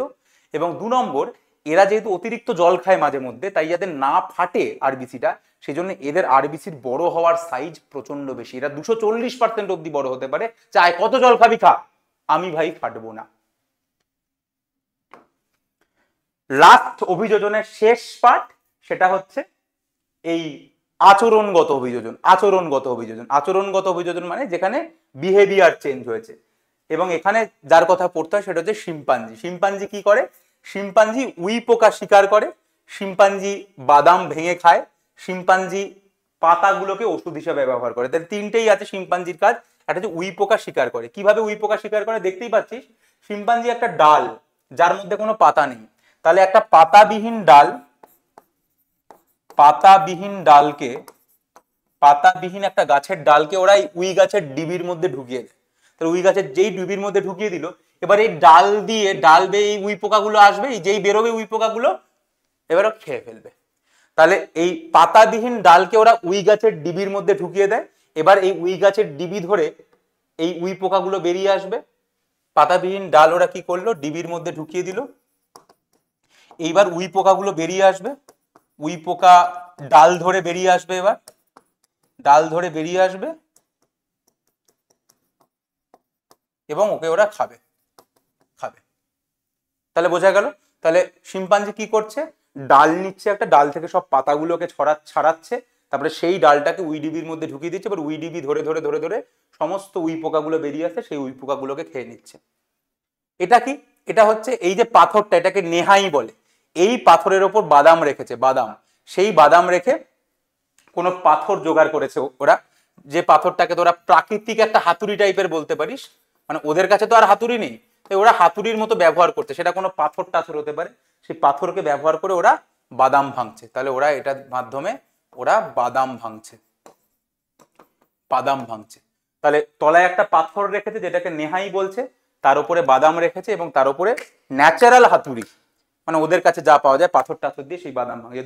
3 নম্বর হচ্ছে ওরা বিভিন্ন পাতাকে ওরা ওষুধি হিসাবে ব্যবহার করে। ওদের যদি শরীর টরির খারাপ হয়, ওদের মাঝে মাঝেই তো বিভিন্ন পরজীবী ওদের চামড়ায় স্কিন ইনফেকশন হয়, চামড়াতে বিভিন্ন চর্মরোগ হয়, তখন ওরা গাছের পাতা গিয়ে এরকম ডলে দেয়। কিছু কিছু ক্ষেত্রে কাজ করে, কিছু কিছু ক্ষেত্রে কাজ করে না, কিন্তু ওরা জানে যে কোন পাতায় ওদের এই যে পোকা হয়েছে গায়ে, সেই পোকা কোন পাতায় মরবে। যেমন একটা উদাহরণ হচ্ছে এই অ্যাসপিলিয়া গাছের পাতা ওরা যদি লাগায়, তাহলে সেটা ওরা ওষুধ হিসাবে কাজ করবে। তাহলে তোদের পরীক্ষায় প্রশ্ন কি আসবে? যে শিম্পাঞ্জির এটা কি? এটা হচ্ছে আচরণগত অভিযোজন। তাহলে আচরণগত অভিযোজন কি কি হয়েছে? 1, উইয়ের ঢিবিতে ওরা পাতাবিহীন একটা ডাল ঢুকিয়ে দেয়, এই ডাল বরাবর উই পোকাগুলো বেরিয়ে আসে, ওরা উই পোকাটাকে খেয়ে নেয়। তাহলে এইভাবে ওরা উই পোকা খায়। 2, নেহাই এবং প্রাকৃতিক হাতুড়িকে ব্যবহার করে ওরা বাদাম ভাঙে, এবং 3 ওরা বিভিন্ন পাতাকে, ওদের গায়ে যদি পোকা টোকা হয় তাহলে সেই পোকাকে মারার জন্য ওরা গাছের পাতাকে ডোলে লাগিয়ে দেয়। তাহলে এটা হচ্ছে আমার শিম্পাঞ্জির আচরণগত অভিযোজন। লাস্ট মৌমাছির আচরণগত অভিযোজন, সেটা হচ্ছে মৌ নৃত্য বা মৌ নাচ, মৌ নৃত্য। এটা হচ্ছে মৌমাছির আচরণগত অভিযোজন। মৌমাছির আচরণগত অভিযোজন কি? যারা কর্মী মৌমাছি তারা তো খাবার খুঁজতে যায়, কোথায় খাবার টাবার রয়েছে তারা খুঁজে আনে আর কি। তো কর্মী মৌমাছিরা নাচে এসে, কর্মী মৌমাছিরা এসে নাচে, কর্মী মৌমাছি যারা তারা এসে নাচে, মানে যারা খুঁজতে গেছিল, কিছু কর্মী, সবাই যায় না। স্কাউট, স্কাউট মানে যারা খুঁজতে যায়, স্কাউট, ঠিক আছে। স্কাউট কথাটার মানে হচ্ছে যারা খুঁজতে যায়। এই ফুটবলেও স্কাউট কথাটা রয়েছে, যারা বিভিন্ন, ধর কোনো একটা ইস্ট বেঙ্গল বা মোহনবাগানে খেলবে, তো সারা রাজ্যে ঘুরে বেড়াচ্ছে বা সারা দেশে ঘুরে বেড়াচ্ছে, কোথায় কোনো ভালো প্লেয়ার রয়েছে তাকে নিয়ে আসবে, তাদেরকে আমরা স্কাউট বলি। তো কর্মী মৌমাছির একটা গ্রুপ যারা স্কাউট, যারা খাবার খুঁজতে যায়, তা তারা দেখলো কোথাও একটা খাবার রয়েছে। এইবার তারা তো আর একা সব খাবারটা নিয়ে আসতে পারবে না, তারা এবার এসে বাকিদের বলে যে এবার চলো খাবার নিয়ে আসি। এবার ওরা কি করে, এবার ওটা ওকে এসে বোঝাতে হবে। ওর মৌমাছিরা তো আর কথা বলতে পারে না যে বলবে ভাই ওইখানে খাবার রয়েছে, বলে তো দেবে না যে ব্যারাকপুরে ভাই দাদা বৌদির আছে, তুই বিধাননগর থেকে ট্রেন ধরবি, তুই নামবি, গিয়ে দেখবি লাইন পড়েছে, লাইন পড়ে তারপরে দাদা বৌদির বিরিয়ানি, মুখে তো বলতে পারবে না ওরা, ওদেরকে নেচে দেখাতে হবে। এসে নেচে দেখায়, ডাম শটার টাইপের, যে আমরা যখন ডাম শটাট করি, কথা যখন না বলতে পারলে ডাম শটাট করে অ্যাক্টিং করে দেখায়, ওরা এরকম অ্যাক্টিং করে দেখায়। যদি খাবার দূরে থাকে, এটাই তোদের পরীক্ষায় প্রশ্ন আসে, যদি খাবার দূরে থাকে তাহলে ওরা এসে একটা নাচ করে যেটাকে বলা হয় ওয়াগাল নৃত্য। ওয়াগাল নৃত্য, যেখানে কি দেখ আটের মতো করে নাচে, মানে এরকম ভাবে ঘুরে ঘুরে নাচে, এরকম ভাবে ঘুরে ঘুরে ঘুরে ঘুরে মৌমাছিটা নাচে, এবং তার সঙ্গে ওরা পেটটা দোলায়, ঠিক আছে। ওয়াগাল নৃত্যটা আটের মতো করে নাচে, এবং ওরা উদরটা, মানে ওদের পেটটা দোলায়, উদরটা দোলায়, পেটটা দোলায়, এবং আটের মতো করে নাচে। এটার মানে কি? এটার মানে খাবারটা একটু দূরে রয়েছে, এটা হচ্ছে একটা সিগন্যাল। এবং 2 নম্বর আরেকটা ওরা নাচে এরকম গোল হয়ে নাচে, যেটাকে আমরা রাউন্ড ডান্স বলি বা রাউন্ড নৃত্য বলি, তার মানে হচ্ছে খাবারটা কাছে আছে। তাহলে এইটাই হচ্ছে 2 রকমের মৌ নৃত্য, মৌমাছিরা এই 2 রকম ভাবে নাচে। একটা হচ্ছে আটের মতো করে নাচে, পেটটা দুলিয়ে দুলিয়ে, যেখানে বলে খাবারটা দূরে রয়েছে, আর একটা ছোট ছোট গোল হয়ে ঘোরে, তার মানে হচ্ছে খাবারটা কাছাকাছি রয়েছে। অ্যাকচুয়ালি এই যে মৌমাছিটা নাচে, তার মানে এটার মানেটা কি, মানে কি বোঝাতে চায় ওরা, যে খাবারটা কোন দিকে রয়েছে, কত দূরে রয়েছে, আর খাবারটার গন্ধ কি। এখানে তো আমি সবটা ডিটেলসে বললাম না, বাট প্রতিটা নাচের মধ্যে আরো অনেক টিপিক্যাল জিনিস, মানে আরো অনেক ব্যাপার স্যাপার রয়েছে, যেখানে ওরা সবটা বুঝিয়ে দেয়, যে খাবার কোন দিকে, ডান দিকে যাব না বাঁ দিকে যাব, খাবার কত দূরে, সেটা তো বলে দিলাম অলরেডি, যে ওয়াগল মানে কাছে দূরে আছে, আর রাউন্ড মানে কাছাকাছি রয়েছে, এটা তো অলরেডি বলে দিলাম। এবার সেই খাবারের গন্ধ কেমন, মানে যেরকম আমাকে ধর তোকে বললো যে ভাই কোথায় একটা করলার রস খাওয়াচ্ছে, আর এখানে দাদা বৌদি খাওয়াচ্ছে, তুই কোথায় যাবি? তুই দাদা বৌদিতে যাবি, করলার রস খেতে তো তুই যাবি না কোথাও। তা বললো কোথাটা ফ্রিতে দাদা বৌদির বিরিয়ানি খাওয়াচ্ছে, কোথাটা ফ্রিতে করলার রস খাওয়াচ্ছে, তুই কোথায় যাবি? দাদা বৌদির বিরিয়ানিতে যাবি। তার মানে কি খাবার সেটাও ম্যাটার করছে, তাই সেটাও ওরা বোঝায় যে খাবারটার গন্ধটা কিরকম। ওরা ফুল টুল তো জোগাড় করতে যায়, ফুলের পাপড়ি টাপড়ি থেকে এ নিতে যায়, তো সেটাও বোঝাতে হয়। তার মানে ওরা মৌ নৃত্যটা কেন করে, খাবার কোথায় রয়েছে, কত দূরে রয়েছে, এবং তার কি গন্ধ, সেইটা বোঝানোর জন্য। তাহলে এইটার সাথে সাথে আমাদের অভিযোজন শেষ হয়ে গেল। আমাদের প্রথম পার্ট অভিযোজন, মানে আমরা উল্টো দিক থেকে শুরু করেছি, আমাদের অভিযোজন শেষ। তাহলে অভিযোজনে কি কি আমরা পড়লাম? আমরা অভিযোজনে পড়লাম আচরণের সংজ্ঞা কি। এইটা যখন আমি লিখছি তখন কিন্তু তোর মাথায় রিভাইজ হবে। আচরণ প্রকৃতির উদ্দীপক বা অন্য কারোর জন্য আমার স্নায়ুতন্ত্র দ্বারা নিয়ন্ত্রিত যে ক্রিয়া হচ্ছে তাকে আচরণ বলি। 2 বললাম অভিযোজনের সংজ্ঞা কি, যে বেঁচে থাকার জন্য, টিকে থাকার জন্য যে গঠনগত, শারীরবৃত্তীয় কিংবা আচরণগত পরিবর্তন হচ্ছে তাকে আমরা অভিযোজন বলি। 3 নম্বর আমরা এবার কি বললাম? গঠনগত। গঠনগতর মধ্যে আমরা কাকে কাকে পড়লাম? 3টে পড়েছি। একটা পড়েছি ক্যাকটাস, ক্যাকটাসের মেন ফান্ডা কি? পাতা কাঁটায় রূপান্তরিত। 2 পড়েছি সুন্দরী, মেন ফান্ডা কি? শ্বাসমূল হয়ে এসছে যাতে অক্সিজেন জোগাড় করতে পারে। 3 নম্বরকে 3 নম্বর সুন্দরী কি বলছি, ক্যাকটাস। 2 নম্বর হচ্ছে 2 নম্বর হচ্ছে পটকা। পটকা হচ্ছে মাছকে ভাসতে সাহায্য করবে বা ডুবতে সাহায্য করবে। সামনের দিকে থাকে রেড গ্রন্থি, ভাসতে সাহায্য করে, পিছনের দিকে থাকে রেটি মিরাবিলিস, ডুবতে সাহায্য করে। আর একটা রয়েছে বায়ুথলি, যেটা কোথায় থাকে? পায়রার শরীরে থাকে, এবং যেটা উঠতে সাহায্য করবে, অতিরিক্ত অক্সিজেন দিতে সাহায্য করবে এবং ফুসফুসকে সাহায্য করবে। গঠনগতর পরে আমরা কি পড়লাম? গঠনগতর পরে পড়লাম আমরা শারীরবৃত্তীয়। শারীরবৃত্তীয়তে আমরা কাকে কাকে বললাম? সুন্দরী। সুন্দরীর মেন ফান্ডা কি? লবণাক্ত মাটি এবং কম অক্সিজেনের জন্য শ্বাসমূল বাইরে বেরিয়ে আসছে, শ্বাস ছিদ্র দিয়ে অক্সিজেন নিচ্ছে, আর অতিরিক্ত নুন ত্যাগ করার জন্য বাকল মোচন বা পত্র মোচন হচ্ছে। আর একটা কি বললাম? উট। উট কি করছে? ঘামছে না, ঘনমূত্র ত্যাগ করছে, বাষ্প, জলীয় বাষ্প যেটা বেরোচ্ছে সেটার আবার শোষণ হয়ে যাচ্ছে, যে চর্বিটা রয়েছে কুঁজের মধ্যে সেটার জারণ হয়ে জল তৈরি হচ্ছে, একসঙ্গে অতিরিক্ত জলকে পাকস্থলীতে জমা দিচ্ছে, এবং ওদের আরবিসি, এটাই প্রশ্ন 2025, আরবিসি ওটা ডিম্বাকার হয় যাতে ইজিলি চলে যেতে পারে জালকের মধ্যে দিয়ে, এবং এই আরবিসি অনেকটা চাইলে বড় হতে পারে যাতে অতিরিক্ত জলকে ওরা সহ্য করতে পারে। আর আমরা কি পড়লাম? 5 নম্বর আচরণগত। আচরণগতর মধ্যে আমরা কাকে পড়লাম? আচরণগতর মধ্যে পড়লাম আমরা শিম্পাঞ্জিকে পড়লাম। আচরণগতর মধ্যে আমরা পড়লাম শিম্পাঞ্জিকে। শিম্পাঞ্জি এরকম উইডিবির মধ্যে পেন্সিল ঢুকিয়ে দেয়, উইডিবির মধ্যে আমরা একটা কাঠি ঢুকিয়ে দেয়, সেই কাঠি বরাবর সমস্ত পোকামাকড়গুলো বেরিয়ে আসে এবং সেই পোকামাকড়কে উই পোকাটাকে খেয়ে নেয়। এবং আর একটা কি করে? আর একটা হচ্ছে তোর যেটা করে সেটা হচ্ছে ওরা নেহাই রেখে তার উপর প্রাকৃতিক হাতুড়ি দিয়ে ওরা বাদাম ভেঙে সেই বাদামকে খায়। আর কি রয়েছে? আর তোর রয়েছে ওরা পোকামাকড় গায়ে হলে ওই পাতা লাগিয়ে, ভেষজি ওষুধ লাগিয়ে সেটাকে বেঁচে যায়। আর মৌ নাচ কেন করে? মৌমাছি কেন নাচে? খাবার কোথায় আছে, কত দূরে রয়েছে এবং তার গন্ধ কি সেটা বোঝানোর জন্য। আটের মতো নাচ হচ্ছে ওয়াগল ড্যান্স, যেটা পেট দুলিয়ে দুলিয়ে ওরা নাচে, যেটা বোঝায় খাবারটা দূরে রয়েছে। আর যদি কাছাকাছি খাবার থাকে তাহলে ওরা রাউন্ড ডান্স করে, গোল গোল ঘোরে, যেটার মানে হচ্ছে কাছাকাছি খাবার রয়েছে। তো এই হচ্ছে আমাদের অভিযোজন। বোঝা গেল?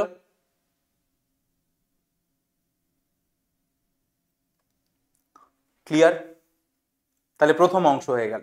এইবার আমরা আসি প্রথম পার্টে, অ্যাকচুয়ালি যেটা আমরা লাস্টে পড়বো, সেটা হচ্ছে এভলিউশন, অভিব্যক্তি। এবং প্রথমেই যেটা আমাদেরকে পড়তে হয়, বিভিন্ন থিওরি রয়েছে, এভলিউশনের বিভিন্ন থিওরি রয়েছে, এগুলোই প্রশ্ন আসে।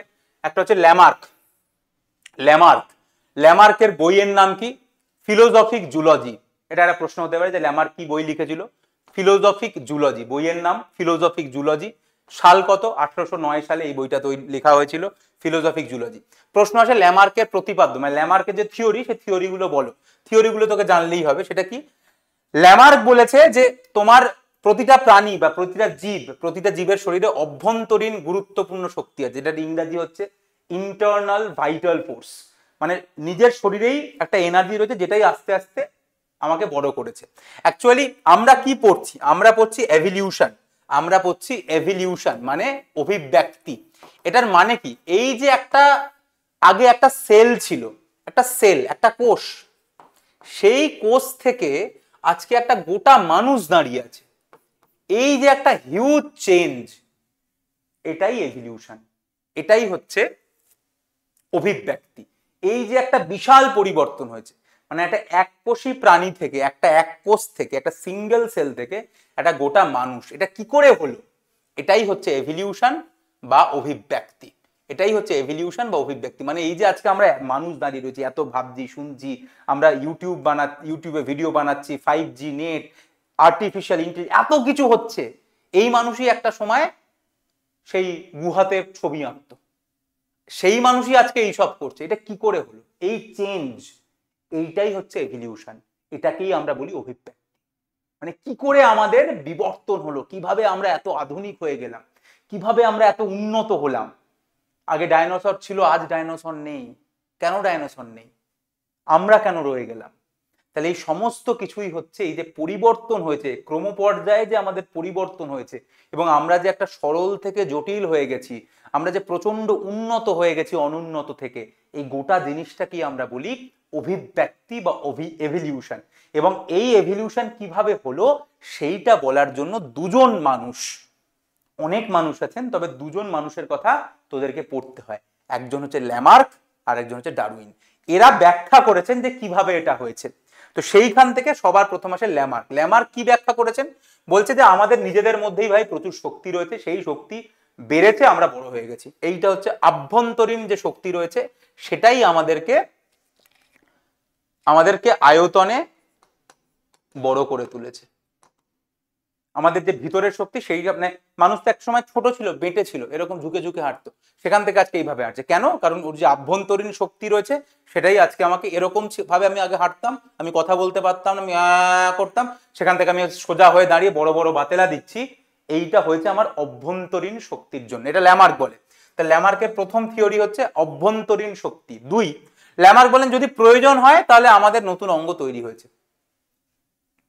ঠিক আছে, ল্যামার্ক এটা বলে, মানে আজকে যদি আমি মনে করছি ভাই আমি এক হাতে লিখছি, আমার ভালো লাগছে না, আমার আরেকটা হাত রয়েছে, আমার যদি আরো একটা হাত থাকতো ভালো হতো, আমি এক হাতে লিখবো আর একটা হাত আমার চোখের সামনে এরকম, মানে 3 নম্বর হাত, মানে আমি তো এক হাতে লিখছি, বাঁ হাতে আমি কাজ করতো, আর একটা হাত থাকতো, এখান থেকে আমাকে একটা মোবাইল খুলে রাখতো, আর একটা হাতে আমি আর একটা মোবাইল খুলে রাখতাম, তবে 2 হাতে দুজনের সাথে চ্যাট করতাম, 3টে হাত। এইটা হচ্ছে ল্যামার্কের মতবাদ, যে যখনই প্রয়োজন হয়েছে নতুন অঙ্গ তৈরি হয়েছে।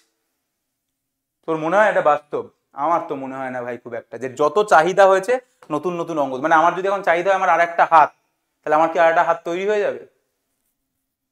ডাউটফুল। আমি চাইছি, হচ্ছে না তো। ঠিক আছে, তুই চাইলি যে আমার এখানে আর একটা তৃতীয় নয়ন চলে আসুক, হয়ে যাবে? হয় না। চাহিদা অনুযায়ী নতুন অঙ্গ, যাই না, হয় না। 3 নম্বর উনি যেটা বলেন ব্যবহার অব্যবহারের সূত্র, যেটাই হচ্ছে ল্যামার্কের থিওরির মেন পয়েন্ট, ব্যবহার অব্যবহারের সূত্র কি জিনিস সেটা পরে বলছি। 4 নম্বর উনি বললেন যে অর্জিত বৈশিষ্ট্যের বংশানুসরণ, মানে একজন বেঁচে থাকার সময় ধর তার মধ্যে কোনো একটা নতুন অঙ্গ এলো, এই যে বললেন না যে চাহিদা অনুযায়ী নতুন অঙ্গ, মানে আজকে আমার 3টে হাত হয়ে গেল, তাহলে আমার যে ছেলে বা মেয়ে হবে তারও 3টে হাত থাকবে, তার যা ছেলে মেয়ে হবে তারও 3টে হাত থাকবে, মানে এই যে আমার একবার 3টে হাত হয়ে গেল, এইটা এবার এগোতে থাকবে। এটাই হচ্ছে অর্জিত বৈশিষ্ট্যের বংশানুসরণ, যে বৈশিষ্ট্যটা আমার এলো সেইটা এবার পরের বংশের পর বংশতে এগোতে থাকবে। আর 5 নম্বর হচ্ছে এইভাবেই, এই যে আমার 3টে হাত হয়ে গেল, এরপরে আমার যে ছেলে হবে বা মেয়ে হবে তার হয়তো মনে হলো 3টে হাত, এবার 3টে পা হলেও ভালো, এবার তার 3টে পা, তার সে চেয়েছে, এবার ল্যামার বলে চাহিদা অনুযায়ী নতুন হবে 3টে পা, তার 3টে হাত 3টা, তখন তো তাকে আমি মানুষ বলবো না, অন্য কিছু বলবো, তাহলে সে আর মানুষ রইলো না, সেটা অন্য কিছু হয়ে গেল। তার মানে এইভাবে নতুন প্রজাতি তৈরি হলো। তোদের তো এত কিছু জানার দরকার নেই, তোদের পরীক্ষায় প্রশ্ন আসবে 2 নম্বর থেকে 3 নম্বরের প্রশ্ন আসবে যে ল্যামার্কের প্রতিপাদ্য বলো, মেনলি 2টো বা 3টে প্রতিপাদ্য বলো, তোরা কি বলবি? যা ইচ্ছা হয় তাই বলবি, তবে ব্যবহার অব্যবহারটাকে মিস করিস না, এবং শেষ 3টাকে আমি বলবো মিস না করতে। ওপরের 2টো পুরো বুঝতেই পারছিস, ঢপের কেস পুরো একেবারে, অভ্যন্তরীণ শক্তির জন্য সবকিছু হচ্ছে, আর 2 নম্বর হচ্ছে চাহিদা অনুযায়ী নতুন অঙ্গ তৈরি হচ্ছে। ঠিক আছে, এই 2টো ভুলে গেলেও আমার কিছু যায় আসে না, তবুও মনে রাখ, মেন হচ্ছে 3টে, ব্যবহার অব্যবহার, এর তাও কিছু লজিক আছে, যুক্তি আছে। ব্যবহার অব্যবহারের সূত্র, অর্জিত বৈশিষ্ট্যের বংশানুসরণ, যেটা এলো সেটা এবার এগোতে থাকবে, এবং এইভাবেই নতুন প্রজাতির সৃষ্টি হবে, নতুন প্রজাতির এইভাবে সৃষ্টি হবে। তো এই 5টা পয়েন্ট রয়েছে, যে অভ্যন্তরীণ শক্তি, চাহিদা অনুযায়ী নতুন অঙ্গ, ব্যবহার অব্যবহার, অর্জিত বৈশিষ্ট্যের বংশানুসরণ, এবং এইভাবেই তৈরি হবে নতুন প্রজাতি। এবং এর উদাহরণ আমাদেরকে পড়তে হয়, ল্যামার্কের উদাহরণ এক হচ্ছে জিরাফ, ব্যবহার অব্যবহার, ও ঘাটটাকে ব্যবহার করছে, গাছ উপরে যেতে পারছে না, খাচ্ছে, যাচ্ছে যাচ্ছে যাচ্ছে যাচ্ছে, যেতে যেতে পেয়ে গেল। আমার প্রশ্ন হচ্ছে ভাই, প্রথম কথা, এ যদি ওপরে নাই যেতে পারতো বাঁচলো কি করে? তো মরে যাবে। তো লজিক অনুযায়ী, ল্যামার্কের লজিক অনুযায়ী এর নিচের ঘাস খাচ্ছে না, কেন খাচ্ছে না আমি বুঝতে পারছি না, যাই হোক নিচের ঘাসও খাচ্ছে না, এবার এ তো ওপরেও পাচ্ছে না যেতে, তাহলে এর তো প্রথমেই মরে যাওয়ার কথা, এ যদি মরেই যায় তাহলে এরা আসবে কোত্থেকে? যাই হোক উনি বললেন এই কথা, যে জিরাফ চেষ্টা করছে, যেতে যেতে যেতে যেতে ঘাড়, চেষ্টা করতে করতে ওদের ঘাড় লম্বা হয়ে গেল। এটাই হচ্ছে ব্যবহারের সূত্র, মানে উনি ব্যবহার করতে চাইলেন, বা তুই চাহিদাও বলতে পারিস, ওনার চাহিদা বেড়েছে তাই আস্তে আস্তে ঘাড়টা লম্বা হয়ে গেছে। এটা হচ্ছে জিরাফের উদাহরণ। ঠিক আছে, যে প্রথমে নাগাল পাচ্ছিল না গাছের, চেষ্টা করতে করতে করতে করতে করতে করতে ঘাটটা লম্বা হয়ে গেল, জিরাফ। সাপ, সাপের আজকে পা নেই, কেন? এটা হচ্ছে অব্যবহার, মানে সাপ তো মাটিতে যায়, তবে মাটিতে ওই বুক দিয়ে চলার জন্য পা লাগে না, বা ওরা গর্তে থাকে, তো ওদের পা থাকলে অসুবিধা, তাই ওরা পা ব্যবহার করতো না, তাই সেই জন্য আজকের দিনে ওদের আর পা নেই, তাই এটা হচ্ছে অব্যবহারের সূত্র। এই যে বলছো না ব্যবহার অব্যবহার, এটাই মানে ব্যবহার করলে সেটা বৃদ্ধি পাবে, এই যেরকম ঘাড়ের ব্যবহার করেছিল, ঘাড় বড় হয়ে গেছে। আবার সাপ পা ব্যবহার করেনি, মানে অব্যবহার করেছে, তাই পা আর নেই, তাই এটা হচ্ছে অব্যবহারের সূত্র। আর জিরাফটা হচ্ছে ব্যবহারের এক্সাম্পল, উদাহরণ হয়ে গেল। তাহলে তোকে পরীক্ষায় প্রশ্ন দেবে ল্যামার্কের প্রতিপাদ্য বলো 2টো, তুই বলে দিবি ব্যবহার অব্যবহারের সূত্র, অর্জিত বংশের বংশানুসরণ, নতুন প্রজাতির সৃষ্টি, তার উদাহরণ লেখো। তাই তুই লিখবি ব্যবহার অব্যবহারের উদাহরণ কি? 1, ব্যবহার, জিরাফ চেষ্টা করেছে, ঘাড় লম্বা হয়ে গেছে। অব্যবহার, সাপ চেষ্টা করেনি, পাকে ব্যবহার করেনি, পা চলে গেছে। হাঁস, প্রয়োজন অনুযায়ী নতুন, চাহিদা অনুযায়ী নতুন অঙ্গ। হাঁস সাঁতার কাটার জন্য হাঁসের লিপ্ত পদ তৈরি হয়েছে, লিপ্ত পদ, লিপ্ত পদ, ওই যে সাঁতার কাটার জন্য ওদের যে আঙুলের ফাঁকে ফাঁকে এইগুলো থাকে ওটা লিপ্ত পদ বলে, সাঁতার কাটতে সাহায্য হয়, তাই সাঁতার কাটার প্রয়োজনে ওদের লিপ্ত পদ তৈরি হয়েছে। আর ঘোড়া, যাতে ঘোড়া দৌড়াতে পারে তাই ঘোড়ার আঙুল নেই, ঘোড়ার খুর আছে। তাহলে এই যে ঘোড়ার খুর আছে, খুর আছে, সেই খুঁটটা কেন এলো? যাতে দৌড়াতে পারে। তাহলে এটাও হচ্ছে চাহিদা অনুযায়ী নতুন অঙ্গ। তাহলে ল্যামার্কের 4টে উদাহরণ বললাম, তোকে পরীক্ষায় কি প্রশ্ন দেবে যে ল্যামার্কের প্রতিপাদ্য বল, 2টো বা 3টে বা 4টে বা 5টা, কটা বলবে আমি জানি না, বাট ল্যামার্কের তোকে থিওরি লিখতে বলবে, ল্যামার্কের থিওরি বলো। প্রথমে একটা এমসিকিউ আসতে পারে, ল্যামার্ক কি বই লিখেছে? উত্তর হচ্ছে ফিলোসফি জুলজিক। মনে হয় সাল জিজ্ঞাসা করবে না, সাল 1809 মনে হয় জিজ্ঞাসা করবে না, বাট বইটার নাম জিজ্ঞাসা করতে পারে। 2 নম্বর জিজ্ঞাসা করবে যে ল্যামার্কের থিওরিটা বলো, তুই কি বলবি? মেন বলে দিয়েছি, ব্যবহার অব্যবহার, আর তুই ভুলবি না আর কোনোদিন, ভিতরের শক্তি তোকে বাড়িয়ে দিচ্ছে, তুই চাইছিস 3টে হাত হয়ে যাচ্ছে, চাহিদা অনুযায়ী নতুন অঙ্গ তৈরি হচ্ছে। 3 নম্বর হচ্ছে ব্যবহার অব্যবহার, 4 নম্বর সেইটা এবার ক্যারি ফরওয়ার্ড হচ্ছে, সামনের দিকে বংশানুসরণে এগোচ্ছে, আর 5 নম্বর এভাবে নতুন প্রজাতির সৃষ্টি হচ্ছে। আশা করা যায় আর ভুলবি না।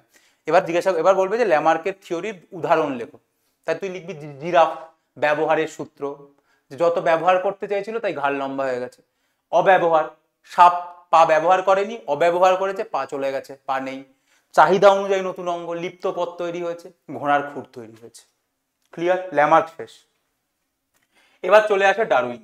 একই রকম ভাবে ডারউইনের একটা বইয়ের নাম আছে, on the origin of species by means of natural selection.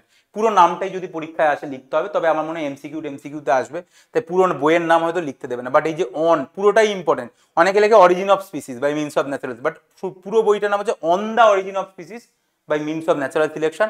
1859 সালে লিখেছিল। একটা জাহাজে করেও ঘুরতো, জাহাজটার নাম হচ্ছে HMS বিগল। এইটা হচ্ছে জাহাজটার নাম। এটাও অনেক সময় জিজ্ঞাসা করতো আগে, এখন করে কিনা জানি না। এটাই জাহাজে করেও ঘুরে বেড়াতো। তাহলে ডারউইন HMS বিগল জাহাজে করে ঘুরতে ঘুরতে বিভিন্ন আইল্যান্ডে গেছিল, যে আইল্যান্ডের নাম হচ্ছে গ্যালাপ্যাগোস আইল্যান্ড, জানতে হবে না। এবং তারপরে উনি একটা বই লেখেন, যে বইটার নাম হচ্ছে on the origin of species by means of natural selection, যেখানে উনি ওনার মতো করে ব্যাখ্যা দেন যে কি করে এই এভিলিউশন, এই অভিব্যক্তি কিভাবে হলো। উনি কি করে বললেন? উনি বললেন কিভাবে মানুষ আজও রয়েছে, কেন আজও মানুষ রয়েছে। উনি বললেন কারণ বংশবৃদ্ধি হয় প্রচন্ড বেশি, সেই জন্যই মানুষ আজও টিকে গেছে। মানুষের প্রচুর বাচ্চা হয়, সেরকম যাদের যাদের বাচ্চা হয় তারা টিকে গেছে, যাদের বাচ্চা হয় না তারা মরে গেছে। খুব সিম্পল উনি বললেন। এবং এই যে বৃদ্ধিটা, এটা কিন্তু জ্যামিতিক হারে হয়। এটা বারবার প্রশ্ন আসে, বারবার এই প্রশ্নটা আসে যে এই জ্যামিতিক হারে বৃদ্ধি, এটা কার থিওরি? ডারউইন। তাহলে উনি কি বলেছিলেন? যে বংশবৃদ্ধি হয় জ্যামিতিক হারে। ঠিক আছে, মানে 1 জন থেকে 2 জন, 2 জন থেকে 4 জন, 4 জন থেকে 8 জন, 8 জন থেকে 16 জন, একদম জ্যামিতিক হারে সংখ্যা বাড়তে থাকে। এটা ডারউইনের থিওরি। 2 নম্বর উনি বললেন যে কেন কেউ আছে কেউ নেই, কারণ আলটিমেটলি খাদ্য এবং জায়গা তো লিমিটেড। পৃথিবীর 30% স্থল, সেই স্থলেই সবাই থাকে মেরে লড়াই টড়াই করে আর কি। এবং খাদ্য লিমিটেড, খাদ্য তো তুই তো তৈরি করতে পারবি না, খাদ্য লিমিটেড, খাদ্য লিমিটেড জায়গা, তার মধ্যে এবার থাকতে হবে। তাই তার মধ্যে যদি থাকতে হয়, সেই জন্য এবার সবার মধ্যে লড়াই হবে, অস্তিত্বের জন্য সংগ্রাম হবে। তোকে পুরো মানে দেখ, এটা তোকে মুখস্থ করার কিছু নেই, তুই একটা বুঝলেই পরপর তোর অটোমেটিক্যালি চলে আসবে। তোকে পরীক্ষার সময় জিজ্ঞাসা করবে যে ডারউইনের প্রতিপাদ্য বলো, তুই লিখবি, কিন্তু ব্যাপারটা সেম, প্রথমটা বাদ দিয়ে। প্রথমটা হচ্ছে তোকে মনে রাখতে হবে যে জ্যামিতিক হারে বংশবৃদ্ধি হয়। কার থিওরি? ডারউইনের প্রথম থিওরি, জ্যামিতিক হারে বংশবৃদ্ধি হয়। আবার বলছি, জ্যামিতিক হারে বংশবৃদ্ধি হয়। কেন এতবার বলছি? কারণ এই প্রশ্নটা আসবে। জ্যামিতিক হারে বংশবৃদ্ধি কার থিওরি? উত্তর ডারউইন। বা ডারউইনের থিওরিতে বংশবৃদ্ধি কিভাবে হয়? জ্যামিতিক হারে। মানে যেভাবে হোক প্রশ্নটা আসতে পারে। তারপরের পয়েন্টগুলো সব সেম। কিরকম? খাওয়া লিমিটেড, থাকা লিমিটেড, সেই জন্য লড়াই হচ্ছে সবার মধ্যে, অস্তিত্বের জন্য, বাঁচার জন্য লড়াই হচ্ছে। এবং সেই লড়াইয়ে কি হচ্ছে?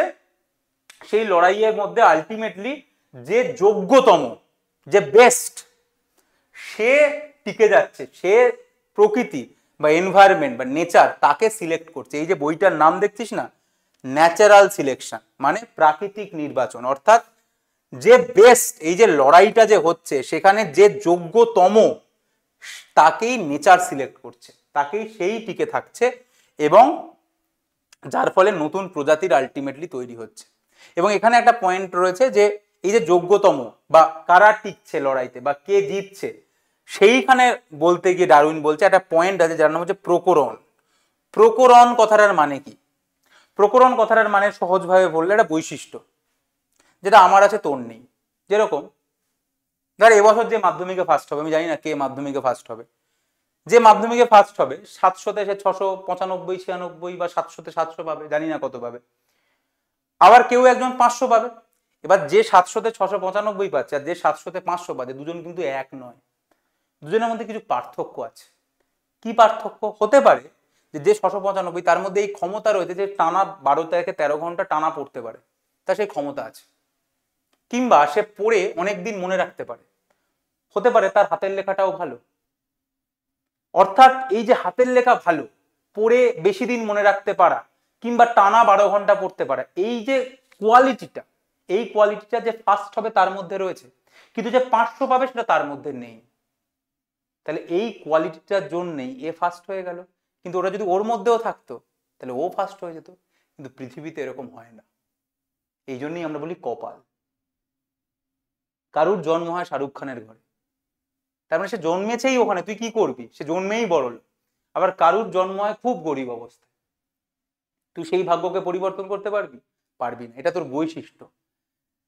তাই প্রকরণ মানে হচ্ছে ওই রকম একটা বৈশিষ্ট্য। তার মানে যে প্রকরণ ভালো সে সার্ভাইভ করবে, যে প্রকরণ খারাপ সে সার্ভাইভ করবে না।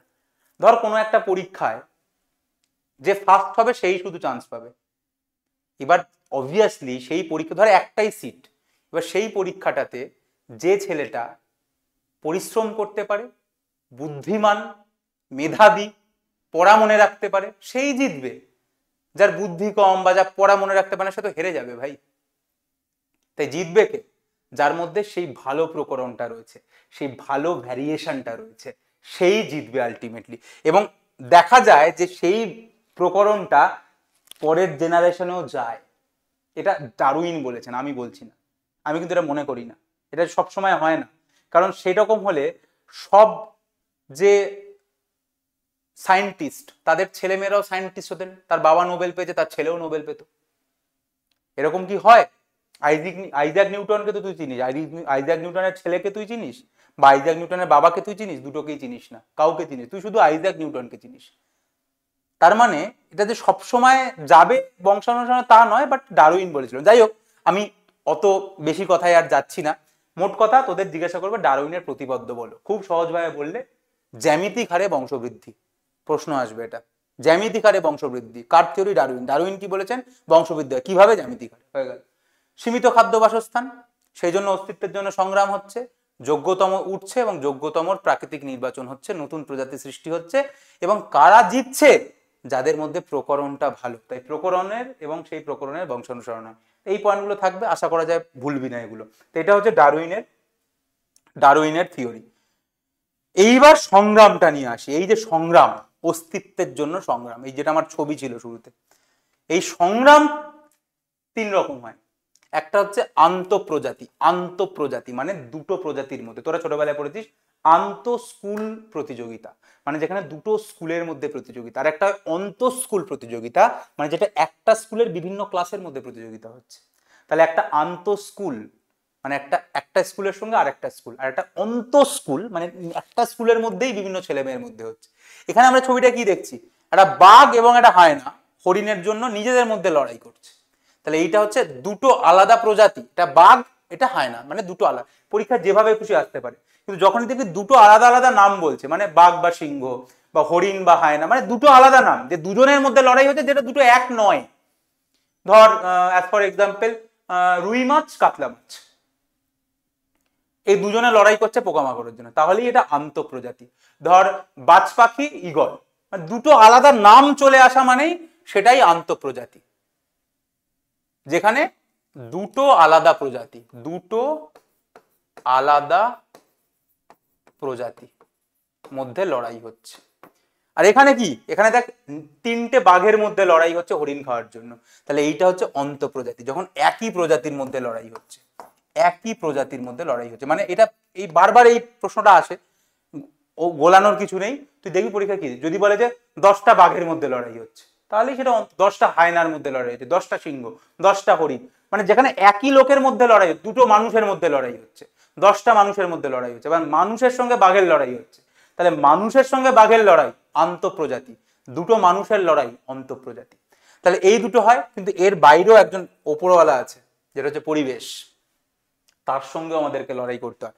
তো হঠাৎ করে ভূমিকম্প হলো, সব ধ্বংস হয়ে গেল, তাহলে সেটাও আমাদের লড়াই করতে হয়। বা খরা হলো, বৃষ্টি বা অতিবৃষ্টি হলো, বন্যা হলো, এই যে সমস্ত কিছু হচ্ছে, এইগুলোর সঙ্গেও তো আমাদের লড়াই করতে হচ্ছে।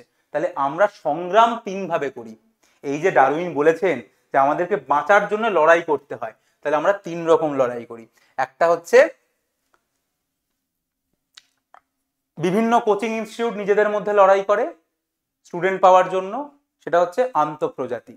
আবার একই কোচিং ইনস্টিটিউটে হয়তো 5 জন বায়োলজি টিচার আছে, সে আবার একজন চাইছে ওপরে যেতে, সেই বেস্ট টিচার হতে চাইছে, বাকি 4 জনকে সরিয়ে, মানে সে বাকি 4 জনের চাকরি খাওয়ার চেষ্টা করছে, তাহলে সেটা হচ্ছে অন্তঃপ্রজাতি। তুই যে কোনো জায়গায় দেখবি 3টেই হয়। মানে আরেকটা হচ্ছে পরিবেশের সঙ্গে লড়াই হচ্ছে, তোর বসের সঙ্গে লড়াই হচ্ছে। অফিসেও তাই, অফিসে কি হয়, নয় দুটো অফিস লড়াই করে উঁচু হওয়ার জন্য, আবার একই অফিসে এমপ্লয়িরা নিজেদের মধ্যে লড়াই করে প্রমোশন পাওয়ার জন্য, আবার প্রতিটা অফিসে আবার সবাই চেষ্টা করে বসকে খুশি রাখার, কারণ বস যদি চায় যে ভালো কাজ করছে তাকেও তো চাকরি থেকে সরিয়ে দিতে পারে।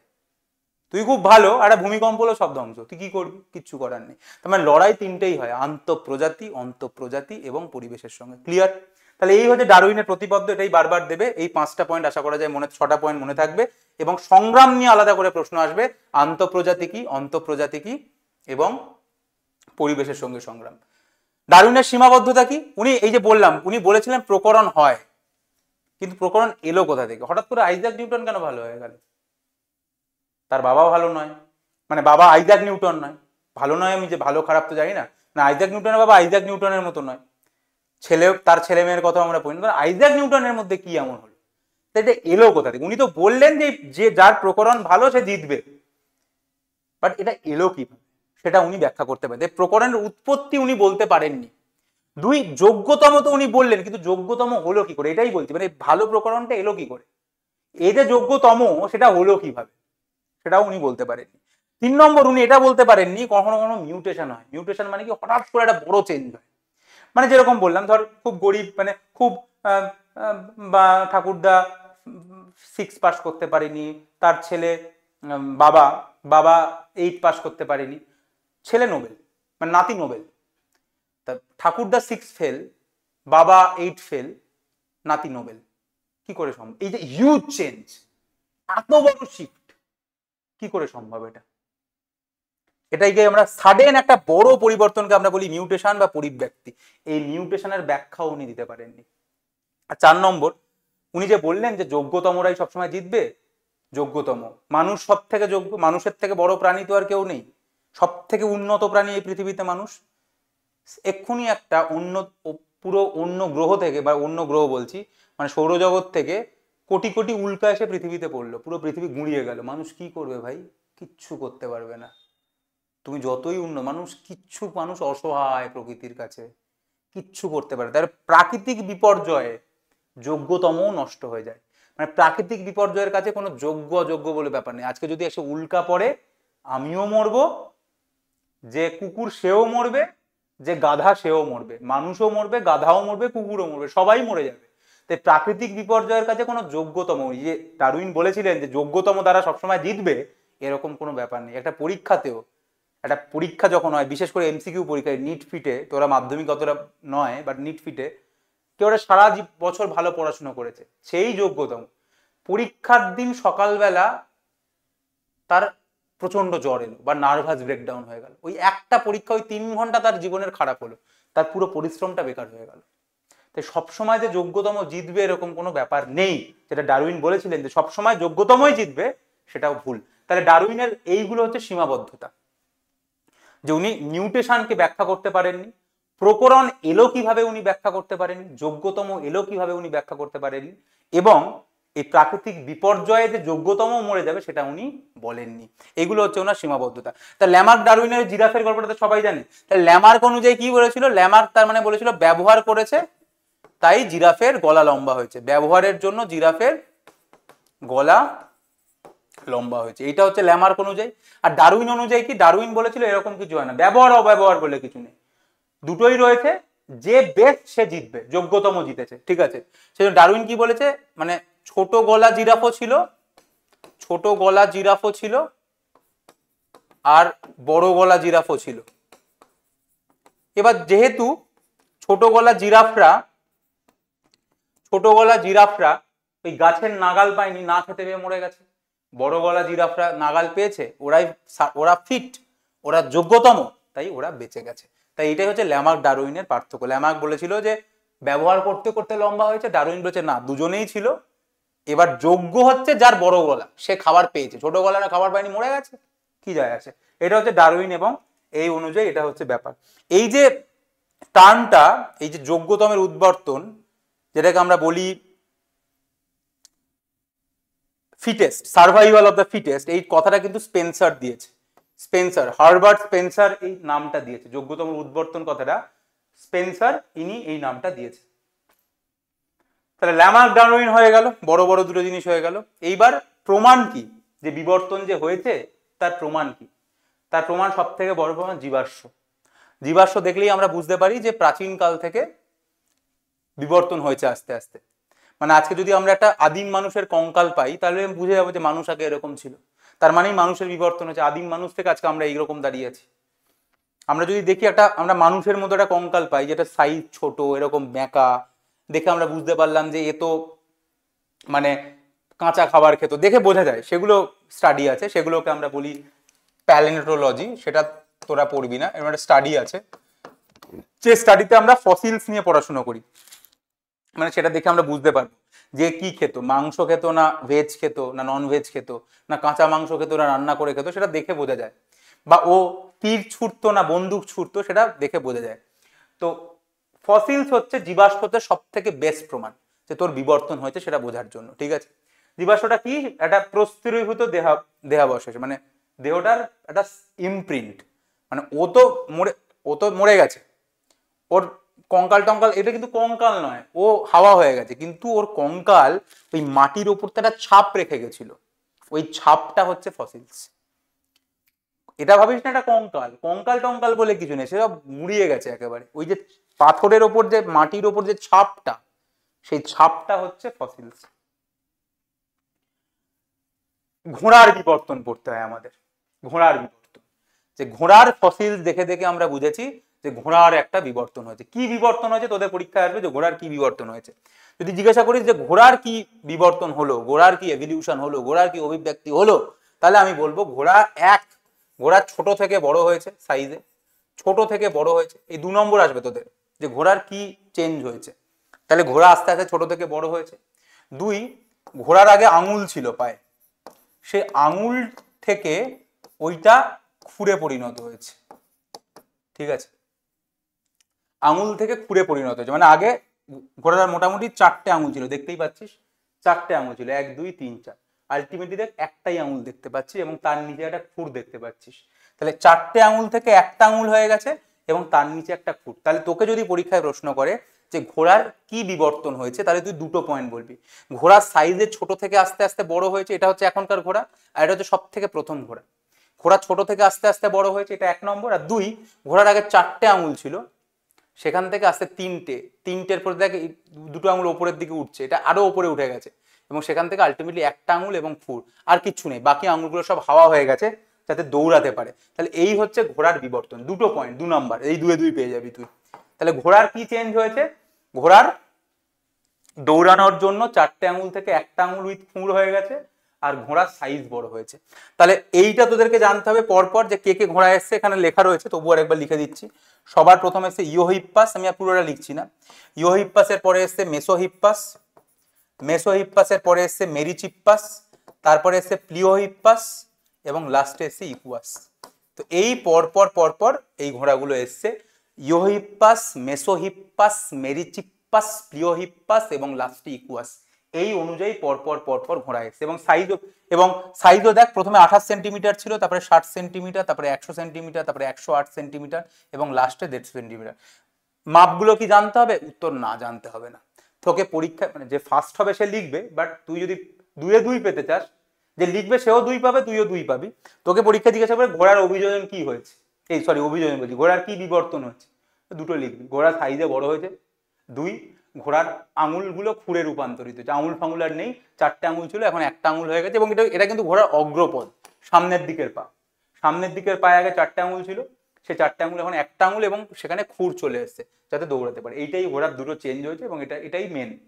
এবার তার সঙ্গে তুই খুব ভালো লিখলে যে কি কে কে হয়েছে, ইউহিপ্পাস, মেসোহিপ্পাস, মেরিজিপ্পাস, লিওহিপ্পাস এবং লাস্টে ইকুয়াস। 5টা নাম তুই যদি লিখতে পারিস, এবং এইভাবে সাইজটা বেড়েছে 28 সেন্টিমিটার, 60, 100, 108 হয়ে 150 সেন্টিমিটার হয়েছে। উপরে টাইম লেখা রয়েছে, এটা জানার দরকার নেই। 55 মিলিয়ন বছর আগে এসেছিল, 40 মিলিয়ন, 25 মিলিয়ন, 10 মিলিয়ন, আর আধুনিক ঘোড়া 1 মিলিয়ন বছর আগে এসছে। আচ্ছা, 1 মিলিয়ন মানে নিশ্চয়ই অনেকে জানে না, 1 মিলিয়ন মানে হচ্ছে 10 লাখ। 1 মিলিয়ন মানে হচ্ছে 10 লাখ। তার মানে 55 মিলিয়ন মানে 550 লাখ, মানে 5,50,00,000 বছর আগে। আর 1 মিলিয়ন মানে 10 লাখ বছর আগে। তার মানে আধুনিক ঘোড়া এসছে 10 লাখ বছর আগে। আজ থেকে 10 লাখ বছর আগেই আধুনিক ঘোড়া চলে এসেছে, ইকুয়াস। তাহলে ঘোড়ার কি চেঞ্জ হয়েছে? আবারও বলছি, দৌড়ানোর জন্য 4টে আঙুল থেকে একটা আঙুল উইথ খুর, আর সাইজে বড় হয়েছে, দ্যাটস ইট। এটা আমরা কিভাবে জানলাম? ঘোড়ার জীবাশ্ম থেকে। ফাইন। সিনেজোইক যুগে এরা এসেছিল, এরা সিনেজোইক এই যুগে এরা এসেছিল। যাই হোক, সব থেকে ইম্পর্টেন্ট যেখান থেকে প্রশ্ন প্রতি বছর আসে সেটা কি?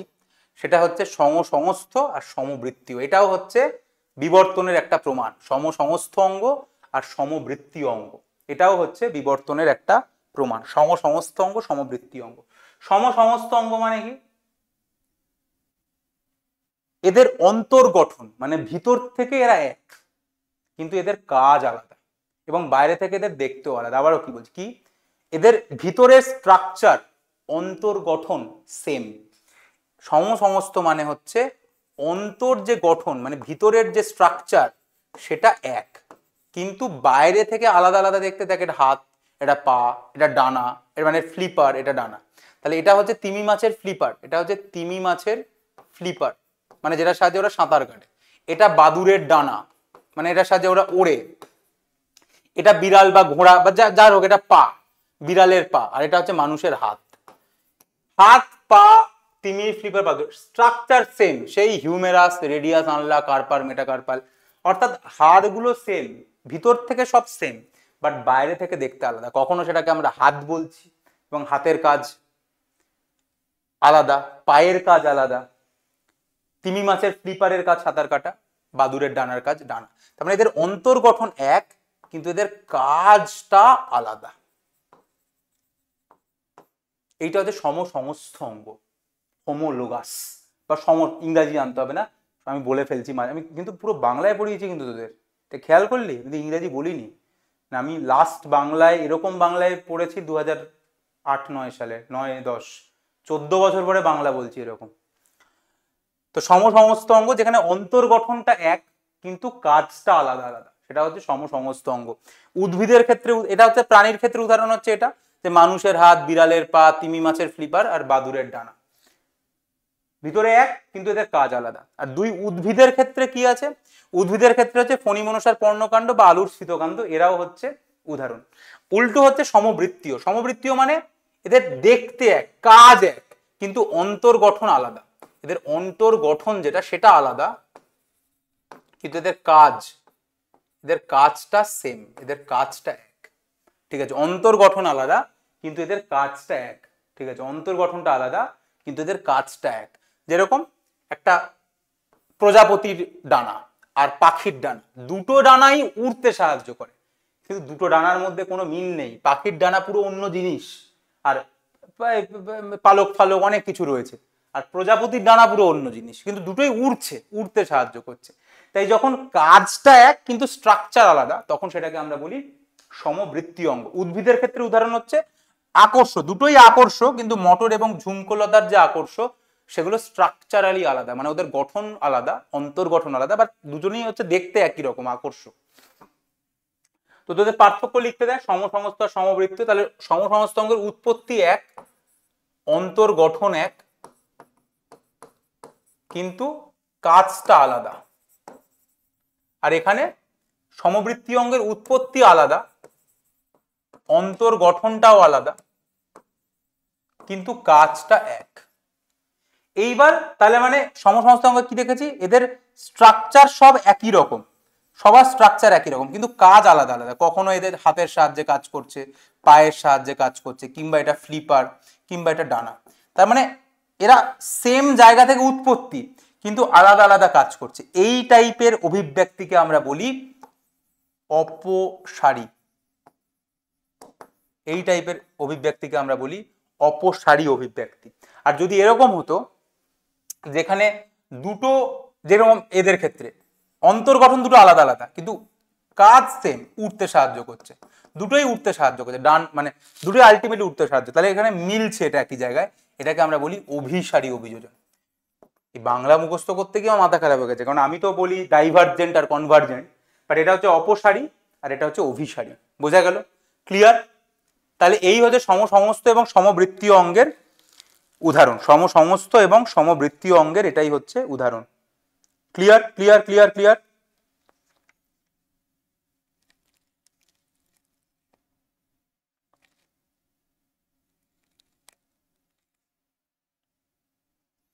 তাহলে সমবৃত্তীয় হচ্ছে অভিসারী, এগুলো প্রশ্ন আসে বারবার। সমবৃত্তীয় হচ্ছে অভিসারী আর সমসমস্ত হচ্ছে অপসারী। এছাড়া আর একটা প্রমাণ হচ্ছে নিষ্ক্রিয় অঙ্গ। নিষ্ক্রিয় অঙ্গে শুধু উদাহরণ জানতে হয়। এই যে আমাদের ক্ষুদ্রান্ত, এটা তো আমাদের ক্ষুদ্রান্ত, আর এটা হচ্ছে আমাদের বৃহদন্ত্র। এই ক্ষুদ্রান্ত এবং বৃহদন্ত্রের এখানে এটা কি, এটা হচ্ছে আমাদের অ্যাপেন্ডিক্স। কোনো কাজে লাগে না, এবং কাজে লাগে না বলে ওটা ওখানে ওরম ভাবে পড়ে রয়েছে। আগে কাজে লাগতো, এখন আমাদের কাজে লাগে না। আগে যখন আমরা ঘাস পাতা কাঁচা কাঁচা খাবার টাবার খেতাম তখন অ্যাপেন্ডিক্সের কাজ ছিল, এখন নেই। এই যে আমাদের এইখানে একটা নিকটেটিং মেমব্রেন, এই চোখের এই যে কোনাটা লাল রঙের যে জিনিসটা, এই যে যেটাকে আমরা বলি নিকটেটিং মেমব্রেন, ঠিক আছে, এই যে জিনিসটা, এইটাও আমাদের কোনো কাজে লাগে না। নিকটেটিং পর্দা, এটাও আমাদের কোনো কাজে লাগে না। বা অ্যাপেন্ডিক্স, কিংবা আমাদের একটা হাড় রয়েছে কোমরের, যেটা হচ্ছে কক্সিস। কক্সিস নামের একটা হাড় রয়েছে, সেই হাড়টাও আমাদের কোনো কাজে লাগে না। কক্সিক্স, বাংলায় যে কি লেখে,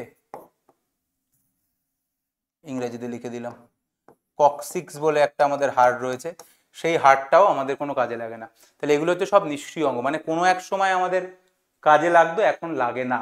তার মানে এটার মানেও কি, তার মানে এটার মানেও বিবর্তন হয়েছে। মানে আমরা কি পড়ছিলাম, যে বিবর্তন হয়েছে তার প্রমাণ বলো, তাহলে তার প্রমাণ ফসিলস দেখো, বিবর্তন হয়েছে। এইভাবে ঘোড়ার বিবর্তন হয়েছে বললাম। বিবর্তন যে হয়েছে তার প্রমাণ হচ্ছে এটা, যে একই জায়গা কিন্তু কাজ আলাদা আলাদা করছে, এক এক জায়গায় গিয়ে এক এক রকম কাজ করছে, বা দুটো আলাদা জায়গায় একই জায়গায় এসে কাজ করছে। সমস্ত সমবৃত্তীয় অঙ্গ এবং এই যে নিষ্ক্রিয় অঙ্গ, আগে ছিল এখন আর নেই। এবং এছাড়া আর প্রমাণ হচ্ছে এই ভ্রূণের দিক থেকে। আমি মাছের ভ্রূণ দেখি, বা সরীসৃপের ভ্রূণ দেখি, বা পাখির ভ্রূণ দেখি, বা মানুষের ভ্রূণ দেখি, আমি সবার ভ্রূণেই এরকম একটা খাঁজ দেখতে পাচ্ছি, যেটাকে আমরা বলি বহিস্থ ফুলকা খাঁজ। এই যে খাঁজ, প্রতিটার মধ্যেই দেখছি একই রকম খাঁজ রয়েছে। মানে আমরা যখন ভ্রূণ অবস্থায় ছিলাম, মানে মাছ হোক কিংবা মানুষ কিংবা সরীসৃপ কিংবা পাখি, সবারই এরকম একটা খাঁজ ছিল, সবারই এরকম একটা খাঁজ ছিল। এবং এই বহিস্থ ফুলকা খাঁজ এবং অন্তস্থ ভিতরে ফুলকা, এই দুটো মিলিয়ে তৈরি হয়েছিল যেটাকে আমরা বলি গলবিলীয় যন্ত্র। এই গলবিলীয় যন্ত্রটা সবার মধ্যেই রয়েছে। তার মানে সবার মধ্যে একই জিনিস আছে, মানে কি, নিশ্চয়ই আমরা সবাই একই জায়গা থেকে উৎপত্তি হয়েছে আমাদের, এবং আমাদের বিবর্তন হয়েছে। এটাই প্রমাণ করে না, সবার মধ্যে দেখ একই রকম দেখে। সেই ভ্রূণ, প্রতিটা ভ্রূণের মধ্যেই এরকম একটা গলবিলীয় যন্ত্র আমরা দেখতে পাচ্ছি। গলবিলীয় যন্ত্রটা কি, এই বহিস্থ ফুলকা খাঁজ এবং অন্তস্থ ফুলকা, এইটা নিয়ে তৈরি হয় গলবিলীয় যন্ত্র, যাকে ইংরেজিতে বলা হয় ফ্যারিঞ্জিয়াল অ্যাপারেটাস। তো এইটা সবার মধ্যেই রয়েছে, তার মানে সবাই একই জায়গা থেকে তৈরি হয়েছে। এবার মাছের ক্ষেত্রে এখান থেকে তৈরি হয়েছে ফুলকা কানকো।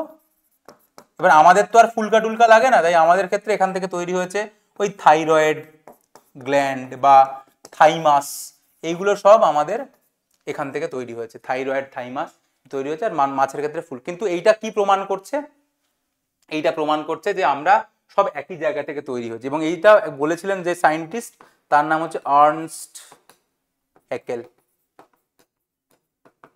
এই সায়েন্টিস্ট এটা উনি বলেছিলেন যে এমব্রায়োলজিক্যালি আমরা সব সেম, যদিও এটা ভুল, খুব একটা ঠিক নয়, ঠিক আছে। তো এইটা হচ্ছে তার প্রমাণ। একই রকম ভাবে হৃৎপিণ্ডের মধ্যেও মিল রয়েছে, এবং দেখতে পাই যে মাছ থেকে আলটিমেটলি স্তন্যপায়ী অবধি, এটা হচ্ছে মাছ, মাছের একটা অলিন্দ একটা নিলয়, একটা অলিন্দ একটা নিলয়, রক্ত ঢোকে রক্ত বেরিয়ে যায়। অ্যাম্ফিবিয়ান্সের দুটো অলিন্দ একটা নিলয়, দুটো অলিন্দ একটা নিলয়। সরীসৃপের মোটামুটি সরীসৃপ কিছু ক্ষেত্রেও সেই দুটো অলিন্দ একটা নিলয়, কিছু কিছু ক্ষেত্রে 3.5 খানা আমরা বলি, যাই হোক এত জটিলতায় যাচ্ছি না। আর পাখি এবং স্তন্যপায়ের ক্ষেত্রে দুটো অলিন্দ দুটো নিলয়। এবার এটা হচ্ছে পাখি এবং স্তন্যপায়ের ক্ষেত্রে, দুটো অলিন্দ দুটো নিলয়, এখানেও দুটো অলিন্দ দুটো নিলয়। আর সরীসৃপের ক্ষেত্রে দেখতে পাচ্ছি যে এই দুটো অলিন্দ এবং নিলয়ের মাঝেও একটা ভাগ রয়েছে। তো এরকম ব্যাপার স্যাপার রয়েছে। তো মানে আলটিমেটলি বেসিক আউটলাইনটা সেম, মানে বেসিক স্ট্রাকচারটা সেম, সবারই এরকম অলিন্দ নিলয় রয়েছে, ঠিক আছে, সবারই ব্যাপারটা সেম, কিন্তু আস্তে আস্তে এটা জটিল হয়েছে। মানে মাছ খুব সিম্পল, সেখান থেকে স্তন্যপায়ের খুব জটিল হয়েছে। এটা প্রমাণ করে যে বিবর্তন হয়েছে, কারণ যত এগিয়েছে তত এটা জটিল হয়েছে, যত এগিয়েছে তবে জটিল হয়েছে। তবে ব্যাপারটা সেম, যে এখানে একটা অলিন্দ একটা নিলয়, এখানে দুটো অলিন্দ একটা নিলয়। সরীসৃপটা কন্ট্রোভার্সিয়াল, বাট অ্যাকচুয়ালি এটা দুটো অলিন্দ একটা নিলয়। এবং পাখি এবং স্তন্যপায়ের ক্ষেত্রে দুটো অলিন্দ দুটো নিলয়, পাখি এবং স্তন্যপায়ের ক্ষেত্রে দুটো অলিন্দ দুটো নিলয়। তো তার মানে বেসিক জিনিসটা সেম, কিন্তু এটা আস্তে আস্তে জটিল থেকে জটিলতর হয়েছে। মানে সমস্ত কিছু প্রমাণ করে যে আমাদের বিবর্তন হয়েছে আস্তে আস্তে, কারণ সিম্পল থেকে আমরা কমপ্লিকেটেড হয়ে গেছি। মাছের সিম্পল একটা অলিন্দ একটা নিলয় ছিল, সেখান থেকে মানুষের দুটো অলিন্দ দুটো নিলয়, এত কমপ্লিকেটেড স্ট্রাকচার। তো এই সমস্ত কিছু প্রমাণ করে যে আমাদের বিবর্তন হয়েছে। তাহলে কি কি বিবর্তনের আমরা প্রমাণ পেলাম একবার যদি কুইকলি আমরা রিভাইজ করি, সেটা হচ্ছে জীবাশ্ম থেকে তোদের কি পড়তে হবে, যে ঘোড়ার জীবাশ্মতে কি আমরা পেয়েছি। তাহলে ঘোড়ার জীবাশ্ম কি বিবর্তন হয়েছে, দুটো বিবর্তন, সাইজে বড় হয়েছে, আর ঘোড়ার আঙুল ছিল আগে, আঙুল থেকে এখন একটা আঙুল হয়ে গেছে, খুর হয়েছে যাতে দৌড়াতে পারে। এবং এইটা তোরা মনে রাখলে ভালো, যে ইওহিপ্পাস, মেসোহিপ্পাস, মেরিচিপ্পাস, প্লিওহিপ্পাস, ইকুয়াস, এইভাবে হয়েছে, সাইজ বড় হয়েছে, আর 4টে আঙুল থেকে একটা আঙুল এবং উইথ খুর, এইটা তৈরি হয়েছে। তারপরে সব থেকে ইম্পর্টেন্ট, যেটা আসবেই পরীক্ষায়, আসবেই 2025-এর মাধ্যমিকে আসবেই, সমবৃত্তি আর সমসমস্ত আসবেই। তাহলে সমসমস্ত মানে কি, অন্তর্গঠন এক, উৎপত্তি এক, কাজ আলাদা আলাদা, অপসারী অভিযোজন। উদ্ভিদের ক্ষেত্রে উদাহরণ হচ্ছে ফণিমনসার পর্ণকাণ্ড, আলুর স্ফীতকাণ্ড। আর সমবৃত্তীয় মানে কি, অন্তর্গঠন আলাদা, উৎপত্তি আলাদা, কাজ এক, প্রজাপতির ডানা, পাখির ডানা। উদ্ভিদের ক্ষেত্রে হচ্ছে মটর এবং ঝুমকলতার আকর্ষ। তাহলে এটা হচ্ছে অভিসারী অভিযোজন, অভিসারী, এটা হচ্ছে অপসারী, আলাদা আলাদা কাজ। তাহলে এটা কিন্তু বারবার এইসব প্রশ্ন কিন্তু মাধ্যমিকে আসবে। আর নিষ্ক্রিয় অঙ্গটাও প্রমাণ করে যে এখন আমাদের আগের পূর্বপুরুষের অ্যাপেন্ডিক্স কাজ করতো, এখন আর অ্যাপেন্ডিক্স কাজ করে না, বা চোখের পর্দা বা কক্সিস হাড়। এবং এই যে এমব্রায়োলজিক্যালিও এটা প্রমাণ হতে, সবার একটা, প্রতিটার ভ্রূণ আমরা যদি দেখি, মাছের ভ্রূণ বা সরীসৃপের ভ্রূণ বা পাখির ভ্রূণ বা স্তন্যপায়ের ভ্রূণ, সবার ভ্রূণের মধ্যেই একই রকম দেখতে এই গলবিলীয় যন্ত্র আমরা দেখতে পাচ্ছি। তার মানে সবার মধ্যেই কোথাও না কোথাও একটা মিল আছে।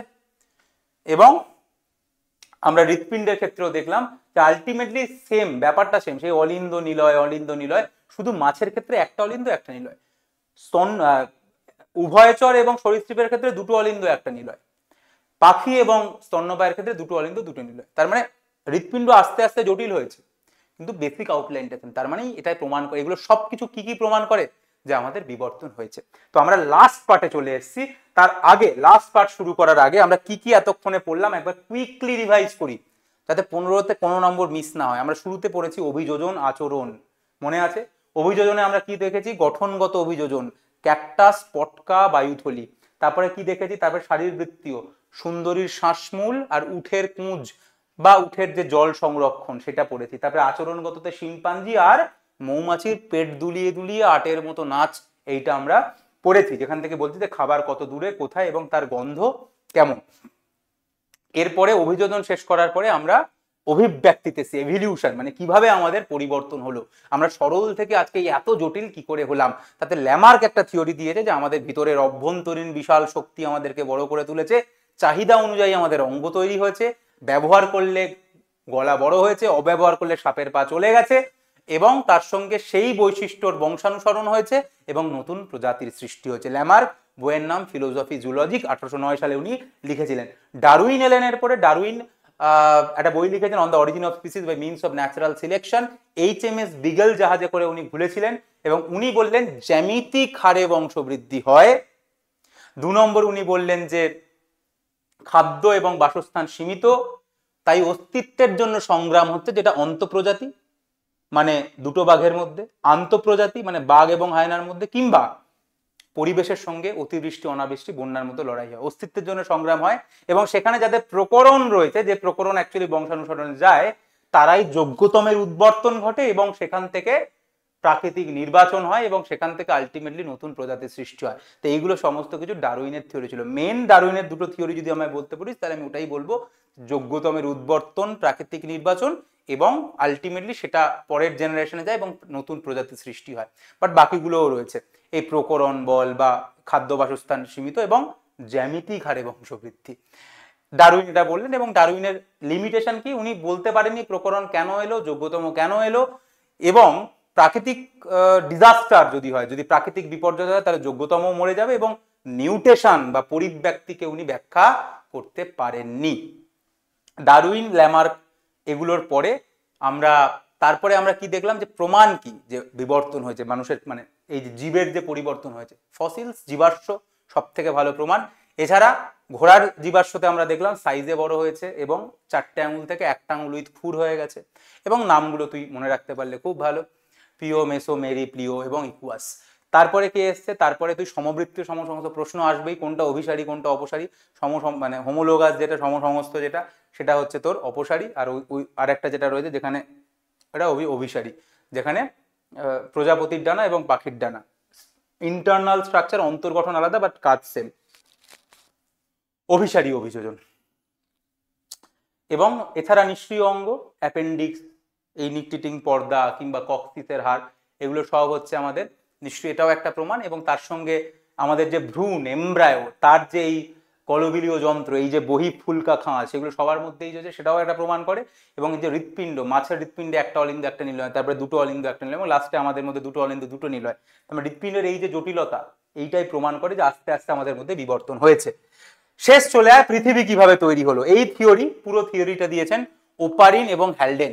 ওপারিন এবং হ্যালডেন ওনারা বলেছেন কিভাবে প্রাণ সৃষ্টি হলো, এবং সেইখানে থিওরি আছে 4টে মেন, দেখ এখানে লেখা রয়েছে। সবার প্রথমে ওনারা বললেন যে পৃথিবী কিভাবে তৈরি হয়েছে।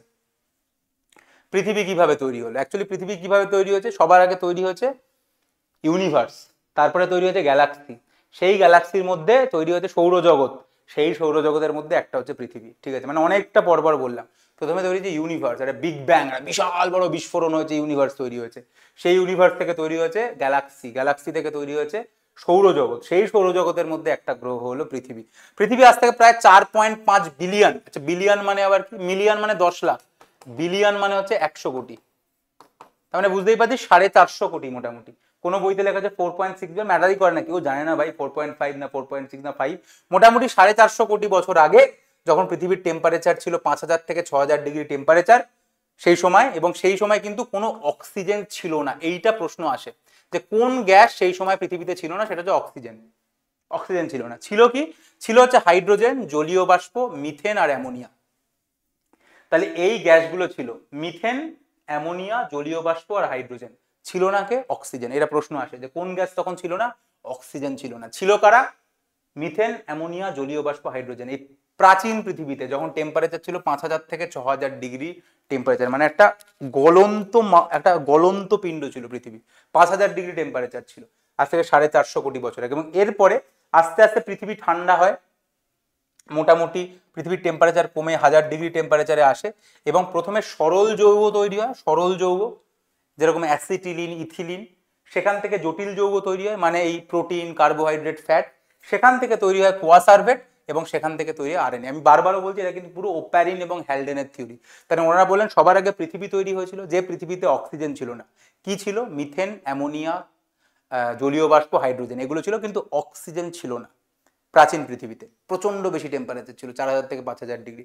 এবারে যখন টেম্পারেচারটা একটু কমলো, সেই কম টেম্পারেচারে তৈরি হলো সরল জৈব যৌগ, মানে সরল যৌগ যেরকম অ্যাসিটিলিন, ইথিলিন। সেখান থেকে তৈরি হলো জটিল যৌগ যেরকম প্রোটিন, ফ্যাট, কার্বোহাইড্রেট, এরা। সেখান থেকে তৈরি হলো কোয়াসার্ভেট, যেটা প্রথম প্রাণ মোটামুটি বলতে পারিস, এবং সেখান থেকে আলটিমেটলি তৈরি হলো আরএনএ। এরপরে তৈরি হলো এইটা হচ্ছে রাসায়নিক, এইভাবে মানে রাসায়নিক ভাবে তৈরি হলো। এই আরএনএ হচ্ছে প্রথম মোটামুটি কোয়াসার্ভেট বা আরএনএ, এই প্রাণ তৈরি হচ্ছে মানে রাসায়নিক, কেমিক্যাল থেকে। মানে অ্যাসিটিলিন ইথিলিন থেকে, এবং সেখান থেকে আস্তে আস্তে জীবের তৈরি হচ্ছে, যেটা হচ্ছে জৈব বিবর্তন। সেটা কি? প্রথমে প্রোটোসেল তৈরি হলো। প্রোটোসেল মানে হচ্ছে প্রাচীন কোষ, প্রথম কোষ তৈরি হলো একটা, এবং সেখান থেকে তৈরি হলো প্রোক্যারিওটিক সেল, যেটা মোটামুটি 3.5 বিলিয়ন মানে 350 কোটি বছর আগে তৈরি হয়েছিল, এবং সেখান থেকে স্বভোজী মানে সালোক সংশ্লেষ করতে পারে এরকম জিনিসপত্র তৈরি হলো। এবং তারপরে আজ থেকে 150 কোটি বছর মানে 1.5 বিলিয়ন বছর আগে তৈরি হলো ইউক্যারিওট। তাহলে ওপারিন আর হেলডেন কি বলেছিল?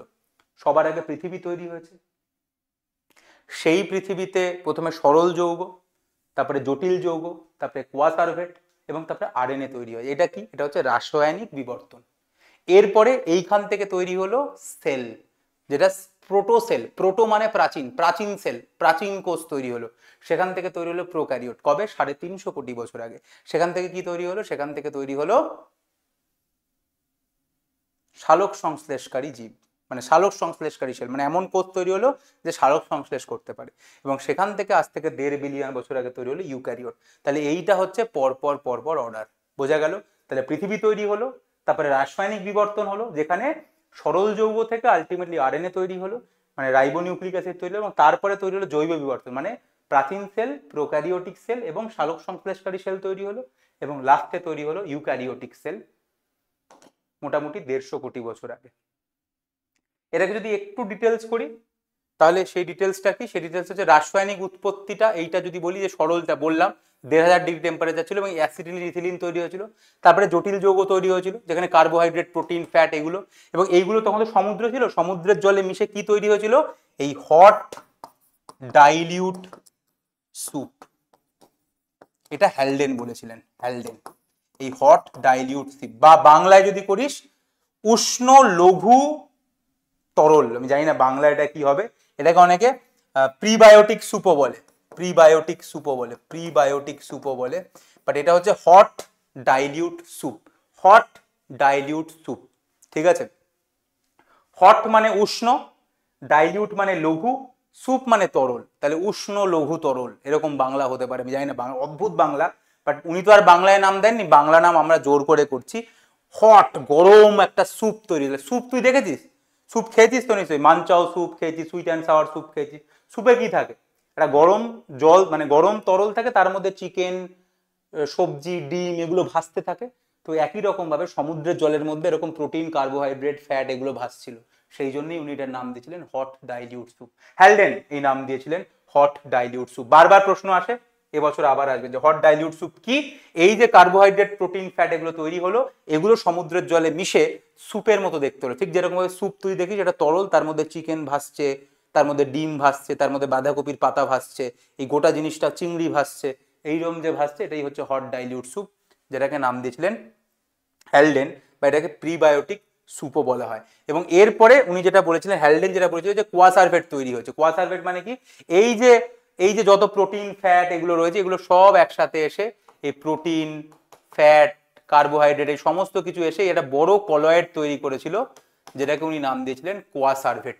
এটা ওপারিন হ্যালডেনের থিওরি আর কি, এটা কিন্তু অন্য কারোর থিওরি নয়। তো এবং ওনারা বলেন যে এটাই হচ্ছে প্রথম প্রাণ, এটাকেই ওনারা প্রথম প্রাণ বলেন। এটা কিন্তু আমি আবারও বলছি, এটা কিন্তু হ্যালডেনের কনসেপ্ট, এটা কিন্তু ওপারিন হ্যালডেনের কনসেপ্ট। যদিও এটাকে অপোজ করে সিডনি ফক্স বলে একজন সায়েন্টিস্ট 1957 সালে তিনি বলেন না, কোয়াসার্ভেট নয়, প্রথম প্রাণ হচ্ছে মাইক্রোস্ফিয়ার, যেখানে মেনলি প্রোটিন থাকে এবং কিছু কিছু লিপিড থাকে, এবং এইটা দিয়ে তৈরি হয় মাইক্রোস্ফিয়ার, এবং এটাই হচ্ছে প্রথম প্রাণ, যেখান থেকে নতুন সেল তৈরি হতে পারে, যেরকম নতুন কোষ তৈরি হতে পারে, এবং ওনারা বলেন এটা হচ্ছে মাইক্রোস্ফিয়ার। পার্থক্য কি? পার্থক্য হচ্ছে কোয়াসার্ভেট হ্যালডেন বলেছিলেন, মাইক্রোস্ফিয়ার সিডনি ফক্স বলেছিলেন। কোয়াসার্ভেটের মধ্যে সবকিছু থাকে, প্রোটিন, ফ্যাট, কার্বোহাইড্রেট সব থাকে, বাট মাইক্রোস্ফিয়ারে মেনলি প্রোটিনও নয়, মাইক্রোস্ফিয়ার মেনলি অ্যামাইনো অ্যাসিড দিয়ে তৈরি হয়, মাইক্রোস্ফিয়ার মেনলি অ্যামাইনো অ্যাসিড দিয়ে তৈরি হয়। কোয়াসার্ভেটটা অনেকটা জেলের মতো, জেল, কিন্তু এটা কিন্তু অনেকটা শক্ত, এটা অনেকটা শক্ত, এটা জেলের মতো, এটা অনেকটা শক্ত। তোদের এত কিছু জানতে হবে না, আমি তো কোনোদিন প্রশ্ন দেখিনি যে এই পার্থক্য এসছে কোয়াসার্ভেট আর মাইক্রোস্ফিয়ারে, বাট জাস্ট বলে দেওয়া যে কোয়াসার্ভেট হ্যালডেন তৈরি করেছিল, হ্যালডেনের থিওরি এটা, আর এটা হচ্ছে সিডনি ফক্সের থিওরি। আর কোয়াসার্ভেট একটু জেলের মতো, আর এটা অনেক শক্ত, এই হচ্ছে ব্যাপার। এবং তারপরে যেগুলো বললাম যে প্রথম এরপরে কি হয়েছিল, এরপরে কি হয়েছে, এরপরে আরএনএ তৈরি হয়েছে, তারপরে সেই আরএনএ এরপরে কি তৈরি হয়েছিল, তাহলে এরপরে আরএনএ তৈরি হয়েছিল এবং সেই আরএনএ কোয়া সার্ভেটের মধ্যে ঢুকে, এই যে কোয়া সার্ভেট, সেই কোয়া সার্ভেটের মধ্যে ঢুকে তৈরি হয়েছিল আমার প্রোটোসেল। এই যে প্রোটোসেল বললাম, সেটাই কোয়া সার্ভেটের মধ্যে আরএনএ ঢুকে তৈরি হয়েছিল প্রোটোসেল। ঠিক আছে, প্রোটোসেল তৈরি হয়েছিল। তারপরে তৈরি হয়েছিল প্রোক্যারিওটিক সেল 350 কোটি বছর আগে, তারপরে তৈরি হয়েছিল সালোক সংশ্লেষকারী সেল, এবং তারপরে ইউক্যারিওটিক সেল 150 কোটি বছর আগে। বাট যেটা তোদের পরীক্ষায় প্রশ্ন আসবে এবছর 5 নম্বরে, সেটা হচ্ছে উরে মিলার এক্সপেরিমেন্ট। যে এইটা তো ওপারিন হ্যালডেন বলেছিলেন, ওরা কি দেখেছিলেন 500 কোটি বছর আগে? দেখেননি, ওনাদের এটা মনে হয়েছে, ওনারা এটা জাস্ট মনে হওয়ার ওপরে এটা বলে দিয়েছেন যে পৃথিবী তৈরি হয়েছে, তারপরে সরল যৌগ, জটিল যৌগ, হট ডাইলিউট স্যুপ, তারপরে কোয়া সার্ভেট হয়ে তারপরে protocell, prokaryotic sell, eukaryotic sell. এটা ওনাদের থিওরি, প্রমাণ নেই কোনো। সেই প্রমাণটাও করে এই মিলার এবং উরে মিলারের এক্সপেরিমেন্ট। উরে মিলার এটাকে প্রমাণ করে। ওনারা কি করেন, ওনারা সেই প্রাচীন পৃথিবীতে যে গ্যাসগুলো ছিল, অর্থাৎ মিথেন, অ্যামোনিয়া, হাইড্রোজেন এবং জলীয় বাষ্প, বলেছিলাম না 4টে থাকে, তো এই গ্যাসগুলোকে ওনারা নেন। কি অনুপাতে নেন? 2:2:1 এই অনুপাতে এই মিথেন, অ্যামোনিয়া এবং হাইড্রোজেন। তাহলে এইগুলো কি? এগুলো হচ্ছে আমার উপাদান। এই এক্সপেরিমেন্টের এটা হচ্ছে আমার উপাদান। কি কি নেয়? মিথেন, অ্যামোনিয়া, হাইড্রোজেন, এই গ্যাসগুলোকে ওনারা নেন। মিথেন, অ্যামোনিয়া এবং হাইড্রোজেন এই গ্যাসগুলোকে নেয়, এবং তার সঙ্গে জলীয় বাষ্পও নিয়েছিল, তার সঙ্গে ওয়াটার ভেপারকেও নিয়েছিল, জলীয় বাষ্পকেও নিয়েছিল। ঠিক আছে, জলীয় বাষ্পকেও নিয়েছিল। 800 ডিগ্রি টেম্পারেচার সেট করেন। যে প্রাচীন পৃথিবীতে কত ছিল? 1000 ডিগ্রি। ওনারা মোটামুটি 800-900 ডিগ্রি টেম্পারেচার সেট করেন, এবং সেই পৃথিবীতে কি হতো? উল্কাপাত হতো, বজ্রপাত হতো। তাই ওনারাও তড়িৎ দেন, ওনারাও কারেন্ট দেন। ঠিক আছে, ওনারাও কারেন্ট দেন, এবং কারেন্ট দিয়ে, যে কারেন্ট স্পার্ক দেন, এবং কারেন্ট স্পার্ক দিয়ে ওনারা অবাক হয়ে যান। কারণ ওপারিন হ্যালডেন কি বলেছিল? এই প্রাচীন পৃথিবীতে কি ছিল? এই সব গ্যাসগুলোই ছিল, মিথেন, অ্যামোনিয়া, হাইড্রোজেন, অক্সিজেন ছিল না। এগুলো থেকেই প্রাণ তৈরি হয়েছে। কিভাবে? প্রথমে সরল যৌগ, জটিল যৌগ, প্রোটিন, অ্যামাইনো অ্যাসিড এইসব তৈরি হয়েছে, তারপরে কোয়া সার্ভেট হয়ে সেল তৈরি হয়ে গেছে। ওনারা অবাক হয়ে দেখলেন উরে মিলার, যে এইটার ফলে অ্যামাইনো অ্যাসিড তৈরি হয়ে গেল। কি অ্যামাইনো অ্যাসিড? Glycine, alanine. অ্যালানিনের মধ্যে আলফা অ্যালানিন, বিটা অ্যালানিন দুটোই তৈরি হয়েছিল। Aspartic acid, amino butyric acid, এই সমস্ত অ্যামাইনো অ্যাসিড গুলো দেখলেন ওরা তৈরি হলো। অ্যামাইনো অ্যাসিড কি? অ্যামাইনো অ্যাসিডই হলো সেই জিনিস যেখান থেকে প্রোটিন তৈরি হয়। তাহলে ওনারা দেখলেন যে এই মিথেন, অ্যামোনিয়া, এই মিথেন, অ্যামোনিয়া, হাইড্রোজেন, এগুলোকে ব্যবহার করে অ্যামাইনো অ্যাসিড তৈরি হচ্ছে। তার মানে যেখান থেকে প্রাণ তৈরি সম্ভব। তার মানে উরে মিলারের সিদ্ধান্তটা কি? যে ওনারা বললেন যে ওপারিন এবং হ্যালডেন যেটা বলেছিলেন এটা ঠিক। এইটাই হতে খুব সহজভাবে উরে মিলারের এক্সপেরিমেন্ট। যেটা উরে মিলার কি করলেন? উরে মিলার এই প্রাচীন পৃথিবীতে যে গ্যাসগুলো ছিল, মিথেন, অ্যামোনিয়া, হাইড্রোজেন, সেগুলোকে নিয়ে সেই প্রাচীন পৃথিবীর সে পরিবেশটাকে ক্রিয়েট করলেন। 800 ডিগ্রি টেম্পারেচার, ইলেকট্রিক সব দিয়ে দেখলেন অ্যামাইনো অ্যাসিড তৈরি হচ্ছে। কি অ্যামাইনো অ্যাসিড? প্রশ্ন আসে। গ্লাইসিন, অ্যালানিন, অ্যাসপার্টিক অ্যাসিড, এই অ্যামাইনো অ্যাসিডগুলো তৈরি হচ্ছে। অ্যামাইনো অ্যাসিড তৈরি হচ্ছে মানেই এটা প্রমাণ করে। তার মানে যেটা ওপারিন হ্যালডেন বলেছিলেন যে এই সরল যৌগ, তারপরে জটিল যৌগ, সেখান থেকে প্রোটিন, কারণ এরপরে অ্যামাইনো অ্যাসিড তৈরি হয়েছে মানে এখান থেকে আবার প্রোটিন তৈরি হবে, সেখান থেকে হট ডাইলিউট স্যুপ, সেখান থেকে কোয়া সার্ভেট থেকে সেল। মানে ওনারা বেসিক্যালি এই ওপারিন হ্যালডেনের কনসেপ্টকে প্রমাণ করেন। এবং শেষ প্রশ্ন যেটা এবছর পরীক্ষায়, এটা একটা আসছে 5 নম্বরের প্রশ্ন, আর একটা যেটা আসছে অভিব্যক্তির রেখাচিত্র। তাহলে কি কি হলো পরপর? সবার প্রথম পৃথিবীর সৃষ্টি হলো, তারপরে এই জীবনের উৎপত্তি হলো। জীবনের উৎপত্তি মানে এই যে সরল যৌগ, জটিল যৌগ, কোয়া সার্ভেট, কিংবা সিডনি ফক্স বলেন মাইক্রোস্ফিয়ার, সেখান থেকে এককোষী জীব তৈরি হলো, মানে প্রোক্যারিওটিক সেল প্রথমে তৈরি হলো। সেখান থেকে তৈরি হলো সালোক সংশ্লেষকারী জীব, মানে যেটা সেখান থেকে ইউক্যারিওটিক, সেও সালোক সংশ্লেষকারী তৈরি হলো। সেখান থেকে তৈরি হলো এবার বহুকোষী জীব, মানে প্রথমে একটা সেল তৈরি হয়েছিল অ্যামিবা, ইউগ্লিনা, সিঙ্গেল সেল। সেখান থেকে এবার মাল্টি সেলুলার, মানে অনেক কোষের জীব তৈরি হলো, মানে পরিফেরা তৈরি হলো, নিডেরিয়া তৈরি হলো। এবং সেখান থেকে জলজ তৈরি হলো, মেনলি মাছ, মানে মাছ জলে থাকে, এবং অমেরুদণ্ডী, মানে এই পরিফেরা, নিডেরিয়া, টিনোফোরা, প্ল্যাটিহেলমিন্থ, যারা মেনলি সমুদ্রে থাকতো, জলে থাকতো, তারা তৈরি হলো। সেখান থেকে উদ্ভিদের বিবর্তন হলো, এবং সেখান থেকে 4 পে মেরুদণ্ড ডাঙায় এলো। এই পরপর জিনিসগুলো ঘটলো, এবং এটা তোদের আরেকটা প্রশ্ন এবছর আসবে। তাহলে দুটো প্রশ্ন, উরে মিলারের এক্সপেরিমেন্ট এবছর আসবে, এবং এই অভিব্যক্তির রেখাচিত্র তোদের এবার আসবে। যে পৃথিবীর সৃষ্টি হলো, জীবনের উৎপত্তি হলো, এককোষী জীব, সালোক সংশ্লেষকারী জীব, বহুকোষী জীব, অমেরুদণ্ডী, তাই তো, হ্যাঁ, অমেরুদণ্ডী এবং মেরুদণ্ডী মাছ, উদ্ভিদের বিবর্তন, এবং তারপরে চার পেয়েরা ডাঙায় চলে এলো। এই রেখাচিত্রটা তোদের, এই ফ্লো চার্ট তোদেরকে পরপর পরপর লিখতে হবে, তাতেই ফুল মার্কস পেয়ে যাবি ভাই, এত চাপ নেওয়ার কোনো প্রয়োজন নেই। তো এই হচ্ছে প্রথম চ্যাপ্টার আমরা শেষ করলাম, অভিব্যক্তি ও অভিযোজন শেষ করলাম। 15 নম্বর সিকিওর হলো। আমার মনে হয় এর বাইরে কোনো প্রশ্ন আসা সম্ভব নয়, আসবেও না মাধ্যমিকে। তো এইটা নতুন ইউটিউব চ্যানেল, এটার পিডিএফটা আমরা আপলোড করে দেবো আমাদের টেলিগ্রাম চ্যানেলে, যেটার লিঙ্ক আমরা ডেসক্রিপশনে দিয়ে রাখবো, এইটার পিডিএফটা। আর এর বাইরে যেটা বলার সেটা হচ্ছে যে কেমন লাগলো জানাস। আমি চেষ্টা করলাম যতটা ভালো পড়ানো যায়, যতটা সহজে পড়ানো যায় এবং যত তাড়াতাড়ি একটা চ্যাপ্টারকে শেষ করা যায় চেষ্টা করলাম, কিন্তু একেবারে না বুঝিয়ে তো যাওয়া যায় না, তাই যতটা সম্ভব বোঝানোর চেষ্টা করলাম। আশা করা যায় বুঝতে পেরেছিস যে অভিযোজন, তারপরে অভিব্যক্তি পড়লাম এবং কিভাবে পৃথিবীর উৎপত্তি হয়, সরল যৌগ, জটিল যৌগ, তার রেখাচিত্র এবং উরে মিলারের এক্সপেরিমেন্ট। প্রশ্ন কি আসবে? প্রশ্ন আসবে ওই জ্যামিতিক হারে, প্রশ্ন আসবে সমস্ত সমবৃত্তীয়, প্রশ্ন আসবে উড, প্রশ্ন আসবে হট ডাইলিউট স্যুপ, প্রশ্ন আসবে অপসারী অভিসারী, প্রশ্ন আসবে উড়ে মিলার, প্রশ্ন আসবে রেখাচিত্র অপ অভিব্যক্তি। এই 6-7টা প্রশ্ন যে কটা বললাম সেটা এবছর খুব সম্ভবত আসতে চলেছে।